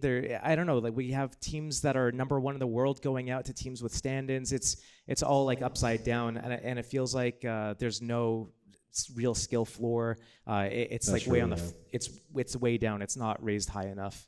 And the teams that should be setting it higher are making excuses about, well, sorry, not excuses, but saying how they haven't practiced in 5 days. It's like that doesn't really excuse some of the individual decision making. You guys can probably figure out who I'm talking about right now. He's talking about Mouse. Yeah. No, but like I don't know. For example, Heroics in the playoffs, and I was watching their first game against VP, and I'm like, this is worse than a pug. This is like literally worse than a pug. We're in the home of the pug. I mean, okay, like a pug with your homies is better than this. As long as they're having fun, that's all that matters. Yes, the thing is, like, it's all about the vibes. Yeah. They're playing Ancient, and it's just like, oh, we can do let's try mid control and just like run through a smoke die. It's like, and then they do it again and they die. It's like, Is that why G2 is doing Let's so just good? do B rushes, and then they try like 3 B rushes, and it's like they just die, and it's like 1v4 after 30 seconds. What is this? Like no depth at all. And then they're in the playoffs. What the fuck? So what we're saying is this event is going to be Spirit versus FaZe Grand Final. It's a Mickey Mouse event. There it is. We love that. We love that. We love that. All right, well, let's get back to where we were. We were talking about the what is the odds. We're talking about Stewie. We were talking about Stewie 2K. Now, what is the question for the what is the odds? The question is, will Stewie sign for an organization before September 1st? Okay, now Josh, the way that this one works on HLTV Live, I know that you're a big fan of the I show. abstain from anything that has to do anything with odds and gambling. Well, you need to just give a percentage, and I understand the Just a joke that percentage, was like made, Joris or just a something. Okay. percentage. Now, based off the question that Prof's just given, we have to give a percentage chance that we think that would happen. Then what they're going to do is we're going to add all the percentages we gave together, and the people at home get to pick one way or another, and then it creates a little kitty of money for them. Okay. For the people at home. So sign to an org as a professional player before Yes, September not 1st. as a content creator. Not or as a something. content creator. Yeah. And we're talking about Counter-Strike, not Valorant. Okay, and we're talking about a team that, like any team, any professional org, like if OG decides we're going to drop this team. Does and come Legacy to- count? Yeah. Or like TSM and like all these things. Yeah, If they come in, they build a brand new project and like, we want Stu, that counts. Yes. It was this year. Yes. Until September 1st, even. Yes. That's 3 months. Oh, September 1st? Yeah. 3 months, okay. I didn't want to go until the end of the year. That's kind of like, who cares? The thing is, you've just opened it up to so many possibilities. Like if you said he has to be on a team that's like top 20 in the world, established, has a core of 3, that would lower it substantially. But you say, But also, is he going to join? Is he going to org, join a random team, a boss or something? If an org comes to him and says, you have the keys, I want you to build a project, the majors in December, build towards this, do the armor, whatever the hell, I think the odds are significantly raised because there's so many orgs right now that have absolutely no results and a load of money. Okay. So what's I would say at least, But at how least many 50-50 of them? at this point. I was going to say, how many of them would throw it on Stewie, of all people? I don't know. I guess it depends on a variety of factors. It depends on how he does here. I think it depends on kind of like the new narrative that's around him. I think the last narrative really hurt his stock, and kind of how esports works is always kind of recency bias and about whoever has the only truth out there, and then whoever has the last truth out there. So if Stu does well here, or he has an exit interview and he gets to share a side of the story of what happened with EG or whatever else happened, and then it turns the community favor in his favor, just changing the narrative, then that can help tremendously. But if he just they play, they lose, whatever, he doesn't get to do an exit interview and people are still like split 50-50 about everything, then that's not going to help as much, obviously, because it's still going to be the Starbucks incident. So you're going with 50%? I'm going to say 50-50. Okay, all right. It's safe. I like your logic, though. You've actually thought much more about it than I would have. No, I've been around. Yeah. Well, what are you going with, Prof? I'll go last. You go next. You're going last? I skip, yeah. Well, as the leader of the G-Stew fan club, someone who's getting on board for the content, as it were, someone who has been a believer since the very beginning of this stand-in situation happening, someone who at no point thought that it was a troll when I heard the news. I'm going to go with 75%. What the fuck is that? I think he's not How signing can you him. say? He's not signing him, so... Do you know something we don't? I know nothing, but as I mentioned, as the lead of the fan club, as someone who is just going to be there for the content. The only way I would see it as a 75%. I just don't want to be a hater. Is if G2 just got him as a stand-in because they want to replace Hooksy with him. Long term. I have not heard anything about that, and Okay. I would be surprised. I also if that haven't was heard the anything case. like about that. I would be very surprised if that was the case. Okay. But I can see the very slim possibility of that being the case. But I'm gonna give it like 20. 20%. 20%. We've counteracted each other here. I just don't The think. hater, I the just don't. hater. I just don't understand why would anybody jump on him in the next 3 months. Like I understand it. Like if he Have you stands in. seen the state of the teams right now? I mean, yes, but then again, like what has Anything's Stewie, possible. What has Stewie accomplished at this tournament to make his stock go so much higher? He brought something to G2 that, JKS couldn't. The vibes. Yeah, 100%. You can't argue with it. I'm not sure he's bringing the vibes, if I'm completely honest. I'm sticking with my 20%. I don't think it's vibes. He's shouting. I think it's Shouting energy. something. It's energy, Sure. but it's not vibes. Okay, Come and be. Okay, yeah. I think, honestly, one thing that he's bringing is go on Dust2 YouTube channel, 35,000 views. Cultural on impact. the Dust2 US channel of an interview with Stewie. So Cultural impact. cultural fucking impact. He's literally still top 10 most searched CS players of all time. Why are you such a hater, Striker? So I'm giving it 60%. What the? I think someone's gonna sign him. Come to the crazy side. Where I don't think he's gonna is be this good. coming from? I don't think they're gonna find success, but I think someone's gonna sign him. What is this? The Price is Right though. He's just like kind of like nestling himself in the middle. Can I bring let myself me go down? last here. Like, Can I bring myself down to like 0% so I can bring some reason into this fucking discussion? Oh, Where I did think- that come from? I think you can. I think you can adjust your odds. No, I'll stick with my 20%. Okay. I'm not going to adjust it just So what's that it changes. what's the but- final? What's the final? He's tallied up now, I guess, now that we've locked them in. see, the thing is, 50, all of you guys. 50, 75, it's 125. Don't do the maths. No, it's 51-49. Okay. What? pretty much split. So even. it ended up being 50-50. All of you Pretty guys much. right now are saying this based on like what you've seen so far at this event. Coming into the event, would you guys have said the same thing though? No. I would have Do you said, mean me and I would have Pro? said 0. You would have said 0? Yeah, sure. I would have said 0 as well. I would have said less See, than 50. I can get a Twitch clip of me saying, I think it's actually going to work out. You know, I'll get it timestamped and everything. Oh, you seal got of it. approval. Get it on Twitter. Get it I everywhere. should. Get it And everywhere what it if needs to what be. if the next part of that sentence was But it probably won't. But well, the thing is, I'm joking. If he bombed here, I would have buried that clip. I would have deleted it from everywhere. So, Yeah, look, I just think that the fact that they've made it to the playoffs is insane in It itself. changes everything. But I did a whole tier list thing today, and me and Jason, we just went in there and absolutely sandbag maniac. We put G2 as number 1, we put Heroic as number 2. Like may as well. Why not? The whole event is just topsy turvy. Anything's possible. That's why the grand final is going to be Nothing. G2. It's not everything's possible. G2 versus Heroic grand final. Spirit is in the grand Look, final. I can They're actually already in the grand final. I can actually see a world where they beat FaZe and then 9Z they're probably going to be favorites. So like, there's a world where they can make the final, but they're never going to win it. Man. Brainwashing everybody now. They're never going to win it. The funny They're thing just- is, I'm saying all this, I don't believe even a word that's coming out of my mouth. But that doesn't matter. they're never going to to beat whoever they meet in that final, even if that happens. What about Heroic? I think Heroic Shut can the beat fuck Vitality. up, Chad. Jesus Christ. Yeah. Heroic can beat Vitality. I think they can I don't know too. if they'll beat Spirit, but they could beat Vitality. We would offend Apex so Nobody can badly beat if, Spirit here's apart the from thing. FaZe at this tournament. Nobody beats Spirit apart from FaZe at this tournament. As far as so then you're saying everything we've Spirit seen win so the far, tournament. nobody else will beat them. Yeah.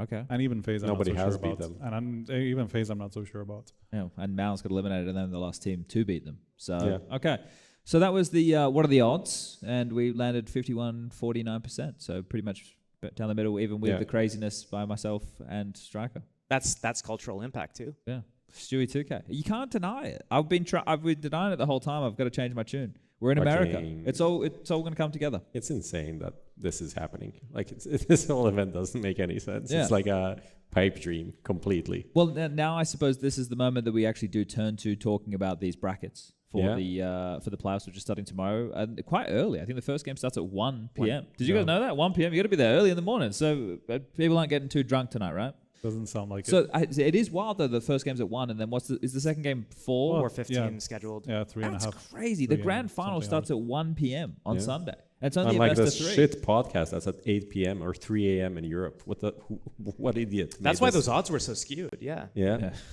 All right. Well, let's take a little bit of a look here, right, in terms of the brackets and be serious for a moment. Okay. So we're gonna have G2 versus FaZe. Is there a world where we think G2 could win that game? Like, would they have to play Vertigo? Like, how do they even get there? Would FaZe even leave Vertigo in? Wouldn't they just ban it? Why would they even? There's no need to float it against G2. I mean, knowing caidaN, he might just think, okay, Nico's never going to pick it. We can float it. And then Nico picks it. But I just don't. I don't He's think not that's gonna going to pick happen. it. He's not gonna pick it. I think there's definitely a world where caidaN floats it just because G2 has never touched it with a 10-foot pole all tournament long. So that there's a world where it stays until the second round, but then they're going to veto it like everybody has this whole tournament.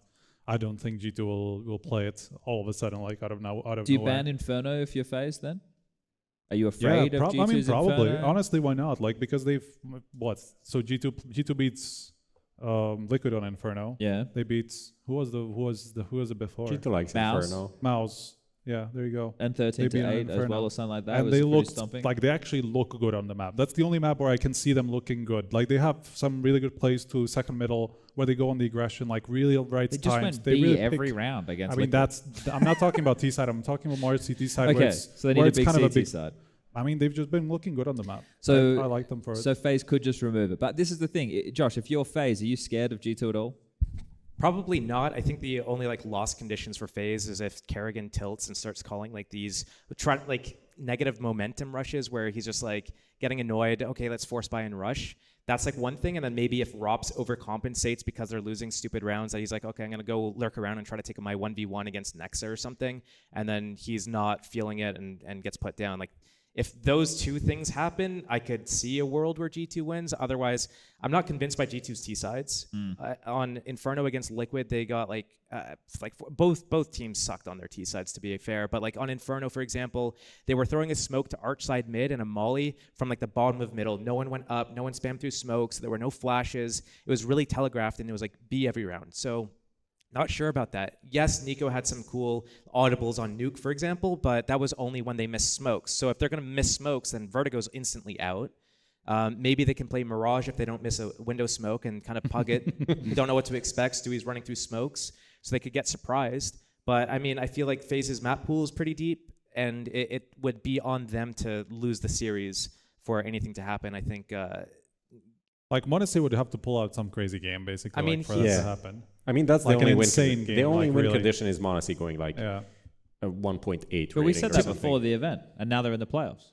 Yeah. To be fair, Nico has been on a lot of the series been the highest rated player as well. Monazy would have those big standout rounds, which makes us think like, oh wow, he's been carrying them. But he'll have like a big 4K round, 5 people running at him, and he just opts to Tech 9s too. But it's like Nico's consistently getting the kills, like round after round. He'll get a kill around, but Monazy will have like nothing for a couple of rounds and then a big 4K for a couple of the series. Yeah. I mean, even the last map against Mouse, he was pretty much nowhere apart from like the last 5 rounds where he got the 1v2 that kind of helped shift it, So like, yeah, he hasn't been on that level this event, it felt like. Do people here actually think that G2 could win? Like, actually?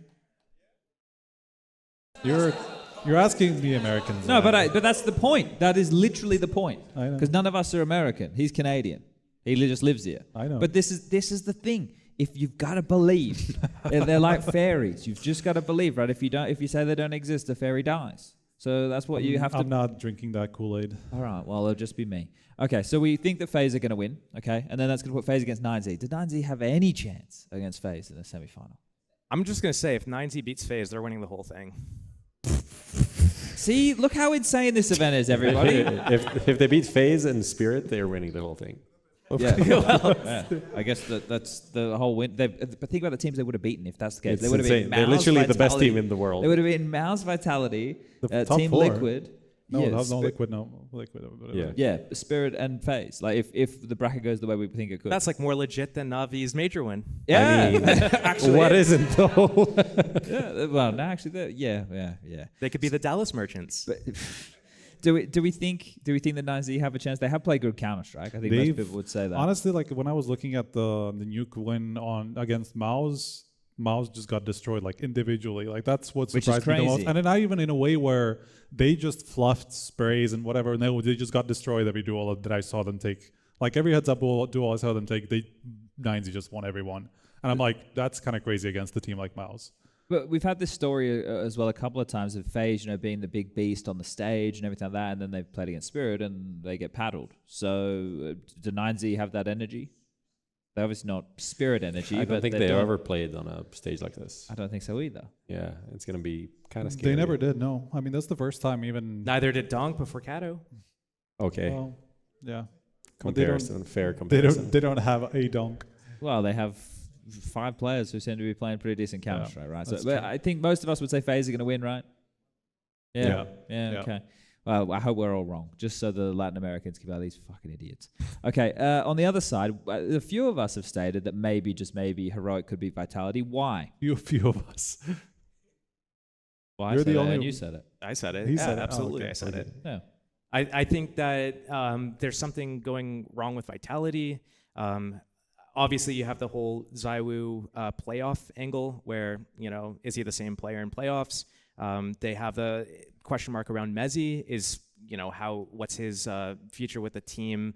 And then it comes down to his individual performances, running away from Mirage B to pull out a that wasn't this event. This was, I think, something I VOD reviewed. I'm like, what is going on here? Just questionable decisions. And then Apex is obviously not... He's a very emotional player, and I think he calls with his emotions. So if he's tilting, if he's not having a good time, good week, good event, or if something deeper is happening on the team that he can't really get on top of, then that could spiral or snowball in an intense moment. Like in a match, they lose a bad 3 versus 1 or something like that, and then they... it all stems from the IGL. The IGL is at the top of everything, and everything trickles down from there. So if they are, clear-headed and they're not tilting and their energy is good and everything, then they're going to be able to call with a clearer mind. But if they start tilting and then they start making bad decisions, not only individually but also for the team and putting the team into bad situations, then things can snowball really rapidly from there, especially if they start to get overcalled and then feel like, oh wow, like these guys are calling these strats, they don't believe in me, oh no, and then like things can really just fall apart in an intense situation, especially on a stage match. But who has Heroic beaten to get this far? They beat Big in the last game. They 2-0'd three teams. They did it to VP. They did it to. Who was the second one? Is my question. Which chat? It was Big at the end, VP at the beginning, but I don't remember the middle one. The middle one. I don't know. I can get my phone. I'll just have a look. It's all right. I have no shame here. I don't mind. I'll check. Look it up. Because Heroic. Was it FlyQuest? No, the other side. Big took out FlyQuest. M80. Yeah, there it is. Oh. So well, there you go. That's my that's never mind. I even forgot like who they beat. Wait, there was a third American team here. but 2-0ing NAVI is pretty good. Yeah. 3 Aussie teams to challenge in Melbourne, mate. The more you know. Yeah, look, I can't believe that NAVI got 2-0'd, and especially by Heroic. Like that right there. And that's, what are we talking? We're talking 13-8, 13-9. So pretty respectable wins. And I believe that result more than G2 over Mouse. Okay. Yeah. Like on paper, yeah, if you showed me that before the event yeah. on paper, absolutely. I'd be like, yeah, I think Heroic has more of a shot. Yeah. I think the thing with Heroic is there's absolutely no pressure for them to perform at this event at all. Like, no one's looking at the team and going, hey, they need to perform. Like, we know that they've added Dexter. We know that he's going to bring this whole extra element to them.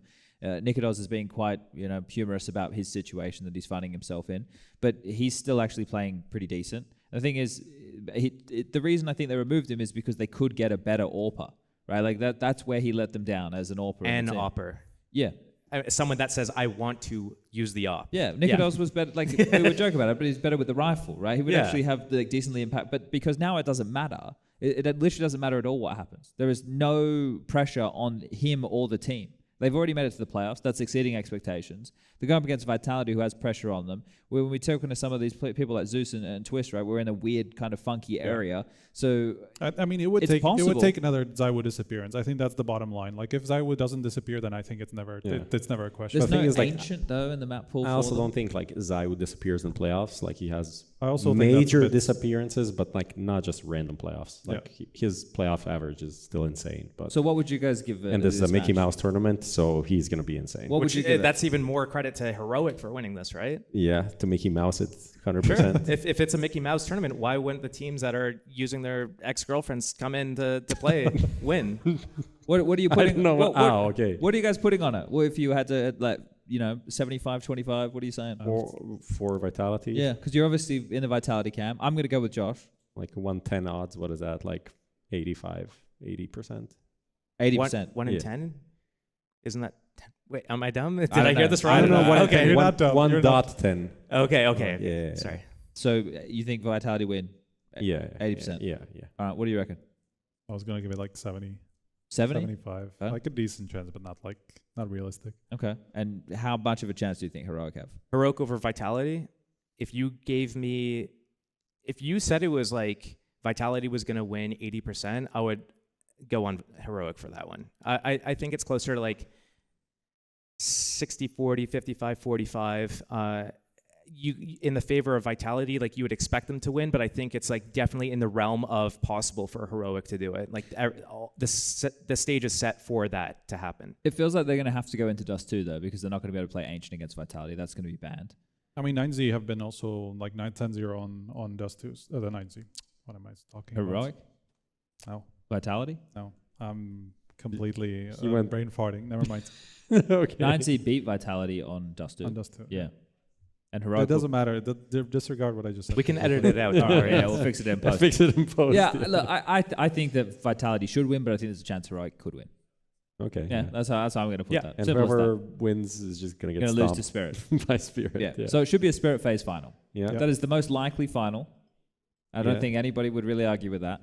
But then the question is who's going to win, and then I guess it has to be Spirit. Donk another MVP, literally best player in the world. I mean, Donk hasn't been doing crazy stuff. It's actually been like Magic's in a couple of games that's been topping the charts and like doing some but he's stuff. still So like when you see him like in key individual duels like against FaZe, it's like he shouldn't win this fight, and then he peaks and he wins the fight, and it's like I didn't expect him to like disappear in the playoffs or anything. He's gonna be great. I'm sure. I mean, like Donk's bad is like 130. 110, 105. but as a super aggressive entry player. I think that's somebody- like every aggro player would just sign this for the rest of their career. His like lowest.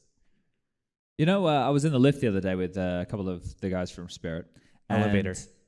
Elevator. I was in the elevator. I was in the elevator with a couple of guys from Spirit, and Magix was in there, and I was like, well, they said hi. Like, they always say hi. But this is awkward. I was like, well, we may as well make some conversation. And Magix has all these peripherals in a Hello Kitty tote bag. And I was like, oh, Hello Kitty tote bag, Magix. And he was like, yeah. I'm like, oh, you come unprepared. And he's like, yeah. I'm like, well, I thought we could talk about something here. Like, I know you like anime. I thought this could. So there's no conversation. Then they get out the lift and he goes, see you on LAN. And I was like, we are on LAN. I was like, what is this banter, Magix? Like, I'm not quite sure where we're going with this. You wrecked Magisk. Was it today or yesterday? At breakfast today. He was coming back from breakfast today. Yeah. You went hard. I don't remember what I said, but probably, knowing me, yeah. I forget. Oh, it was something with the lift. Sorry, the elevator. We went to scan the cards, and it didn't work. It didn't work. Yeah. And did he pre-fire it or no? It was me who did. Okay. It was me who did, and then he was giving me shit, and I was like, oh, I thought Josh did the thing, and then he was giving you shit. And do you remember what you said? I said something about losing a G2 or something you around. Said you lost to Stewie. You lost to Stewie, yeah. Why'd you have to go so hard? Well, a little salt in the wounds. He actually took it well. I think Magic actually enjoyed that banter. It was like, yeah. I mean, it was his flash that's behind it snappy, right? Oh shit! I saw 1v3, you mean? I saw Xtaz in the lift, aka elevator, today. In the thing that goes up and down. Guys. Yes. And he was just exiting. I thought he was gonna go for a bit more, So I was like breaking that silence. I'm like, so 9Z is pretty good, and then he starts leaving the elevator, and he's like, they're pretty good, and we are shit. Just leaves. Oh, some great little interactions there. Who's been the favorite European you've played at FPL with? I don't think he qualifies as European technically. Flamesy. Okay. Yeah. Well, to be fair, so I played FPL with Zywoo, Flamesy, and Mezzy, and on one team, and then I also played with 3 of the heroic players on another day. And I guess like both groups were pretty fun. I think the Vitality guys, specifically like Zywoo and Flamesy, were pretty vocal. They were trying, obviously, and they were like calling for team plays, but they were having a good time with it. And I thought that was pretty fun because it's just like such a stark contrast from normal NAFPL where people just ego check each other because they have like a top 8 ECL placement or something like that, and then they're just like sitting there baiting, talking shit the whole time. And then you go from that to people that are trying and also having a good time while like calling for the team plays. I'm flashing for you, and then like you win the round, they start shooting you in the feet and like laughing about it. That's always a good time. What the fuck is ECL? ESL Challenger League. It's like you play in that, and then the top like 1 or 2 teams from that go to Pro League. Oh, it's ESL. That's Mountain Dew League. Oh, okay. All right. It's New Age MDL. Yeah. Okay. All right. Fair enough. You weren't the first one to mention ECL today. EliGE said it was dog shit. Like, what the fuck is that? Okay, fair enough. Yeah, it's crazy that people have such big egos here, though. I don't get it. I mean, what do you mean? It's been like this the entire time. But it's like NA, UK, Australia. It's just like massive egos for no reason. Yeah, I mean, just like you won one game online against one team in a DM or something like 4 years ago, and you just sit keeping that in the back of your head the entire time for every interaction you have with people, and then you just think you're on top of the world and talk shit. It's cringe, but... How would you save NACS, Josh? How would I save it? Yeah. Well, first of all, I'd have to play in it. So. Hey! Well, not long now. Well, yeah, technically... Just over 6 months? Basically, as soon as the next major cycle's done. Yeah. Yeah. So December 15th, 16th. You just have to get a group of normal people in and out of the server that can get along in and out of the server. It really narrows it down. So some impossibilities. It narrows it down quite a bunch. And then wasn't EliGE looking for an IGL? Well, that was American actually. Yeah. But still. That's true. It was an American roster. I'm a permanent resident. Does that count? I don't know. Can I double dip a little bit? We'll have to check. We'll have to check. So you need a normal group of adults. You need some maturity. Obviously, some level of immaturity is good, like for vibes, for joking around, for having a good time. It's important to do that. But when it comes down to the actual process of developing as a team, developing as players, pushing the team forwards in terms of coming to practice with something new, like, hey, I have this idea, let's try to implement it, or hashing out ideas and making sure that you're all on the same page and like, okay, like we have 5 players, a coach, possibly management or other people that are on the support staff. whose ship is this? Like, who's got the keys to the car right now, and who are we going to buy into right now? Because like, you can have input, but if we can't all get in the same car going the same direction, and we want to split off and like take this exit, or we're getting on the HOV lane, but we're supposed to stay in like the right lane because, you know, we're going slow. It needs to be all people on the same page. And if that doesn't exist, then it doesn't matter like how good of the talent you have. It doesn't matter what you have going on, because it's just going to fail. So that's the number one thing, just getting everyone like-minded that, you know, can have some sort of relatability in and out of the server, which, you know, for someone, me in my mid-30s, like, am I going to relate with someone who's like 16, 17, 18 years old? And if they're immature, probably not. If they're like a mature, like 18-year-old, then sure. But you know, it's hard. Like, we have different interests when it comes to fashion, music, movies, like everything, right? So if you remove me from the situation, yeah, it just needs to be 5 people that can get relatively close to that goal. And the closer to that goal as possible is the best. Obviously, it's like impossible to get everyone exactly in the same spot, but the closer you are to it is good. Okay. All right. Well, we've gone about 10 minutes over, but we did start about 10 minutes late. That's true. So we've gone exactly as we planned. Now, it's been 2.5 hours, essentially. Do we have anything else we want to talk about before we say goodbye? Josh, is there anything you want to say to the people? Yo, what's up? Thanks for stopping by. It's good to be at a Counter-Strike event. It's fun. It's always fun. And that's where the audio died. But you didn't miss much, as we're essentially just closing down the show. We thanked all the viewers that came in person and watched online, as well as you guys that are listening or watching now. And thanked our sponsors that make this show possible, Traded.gg, as well as Coinbase and Liquid, for this one-time cooperation for a North American live show. Thanks for watching.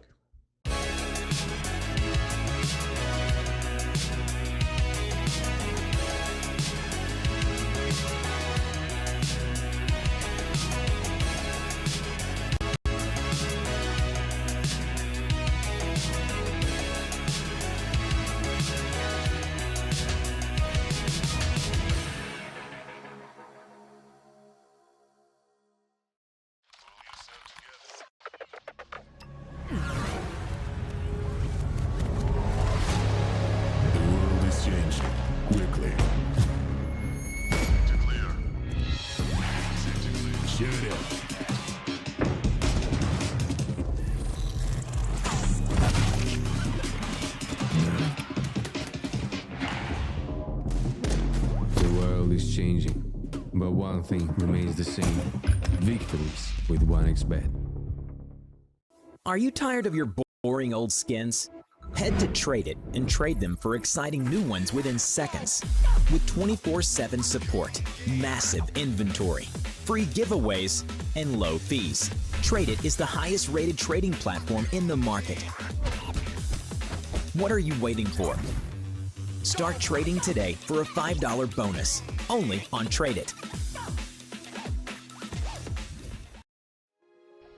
Since the dawn of CSGO, we have been there. Observers of all that competition can reveal. Elation, fear, triumph, and heartache reach out from every frame. From the small studios and conference rooms to the epic arenas, the feeling is still the same. We live and breathe this game. This was CSGO Through the Lens. Buy now at HLTV.org/shop.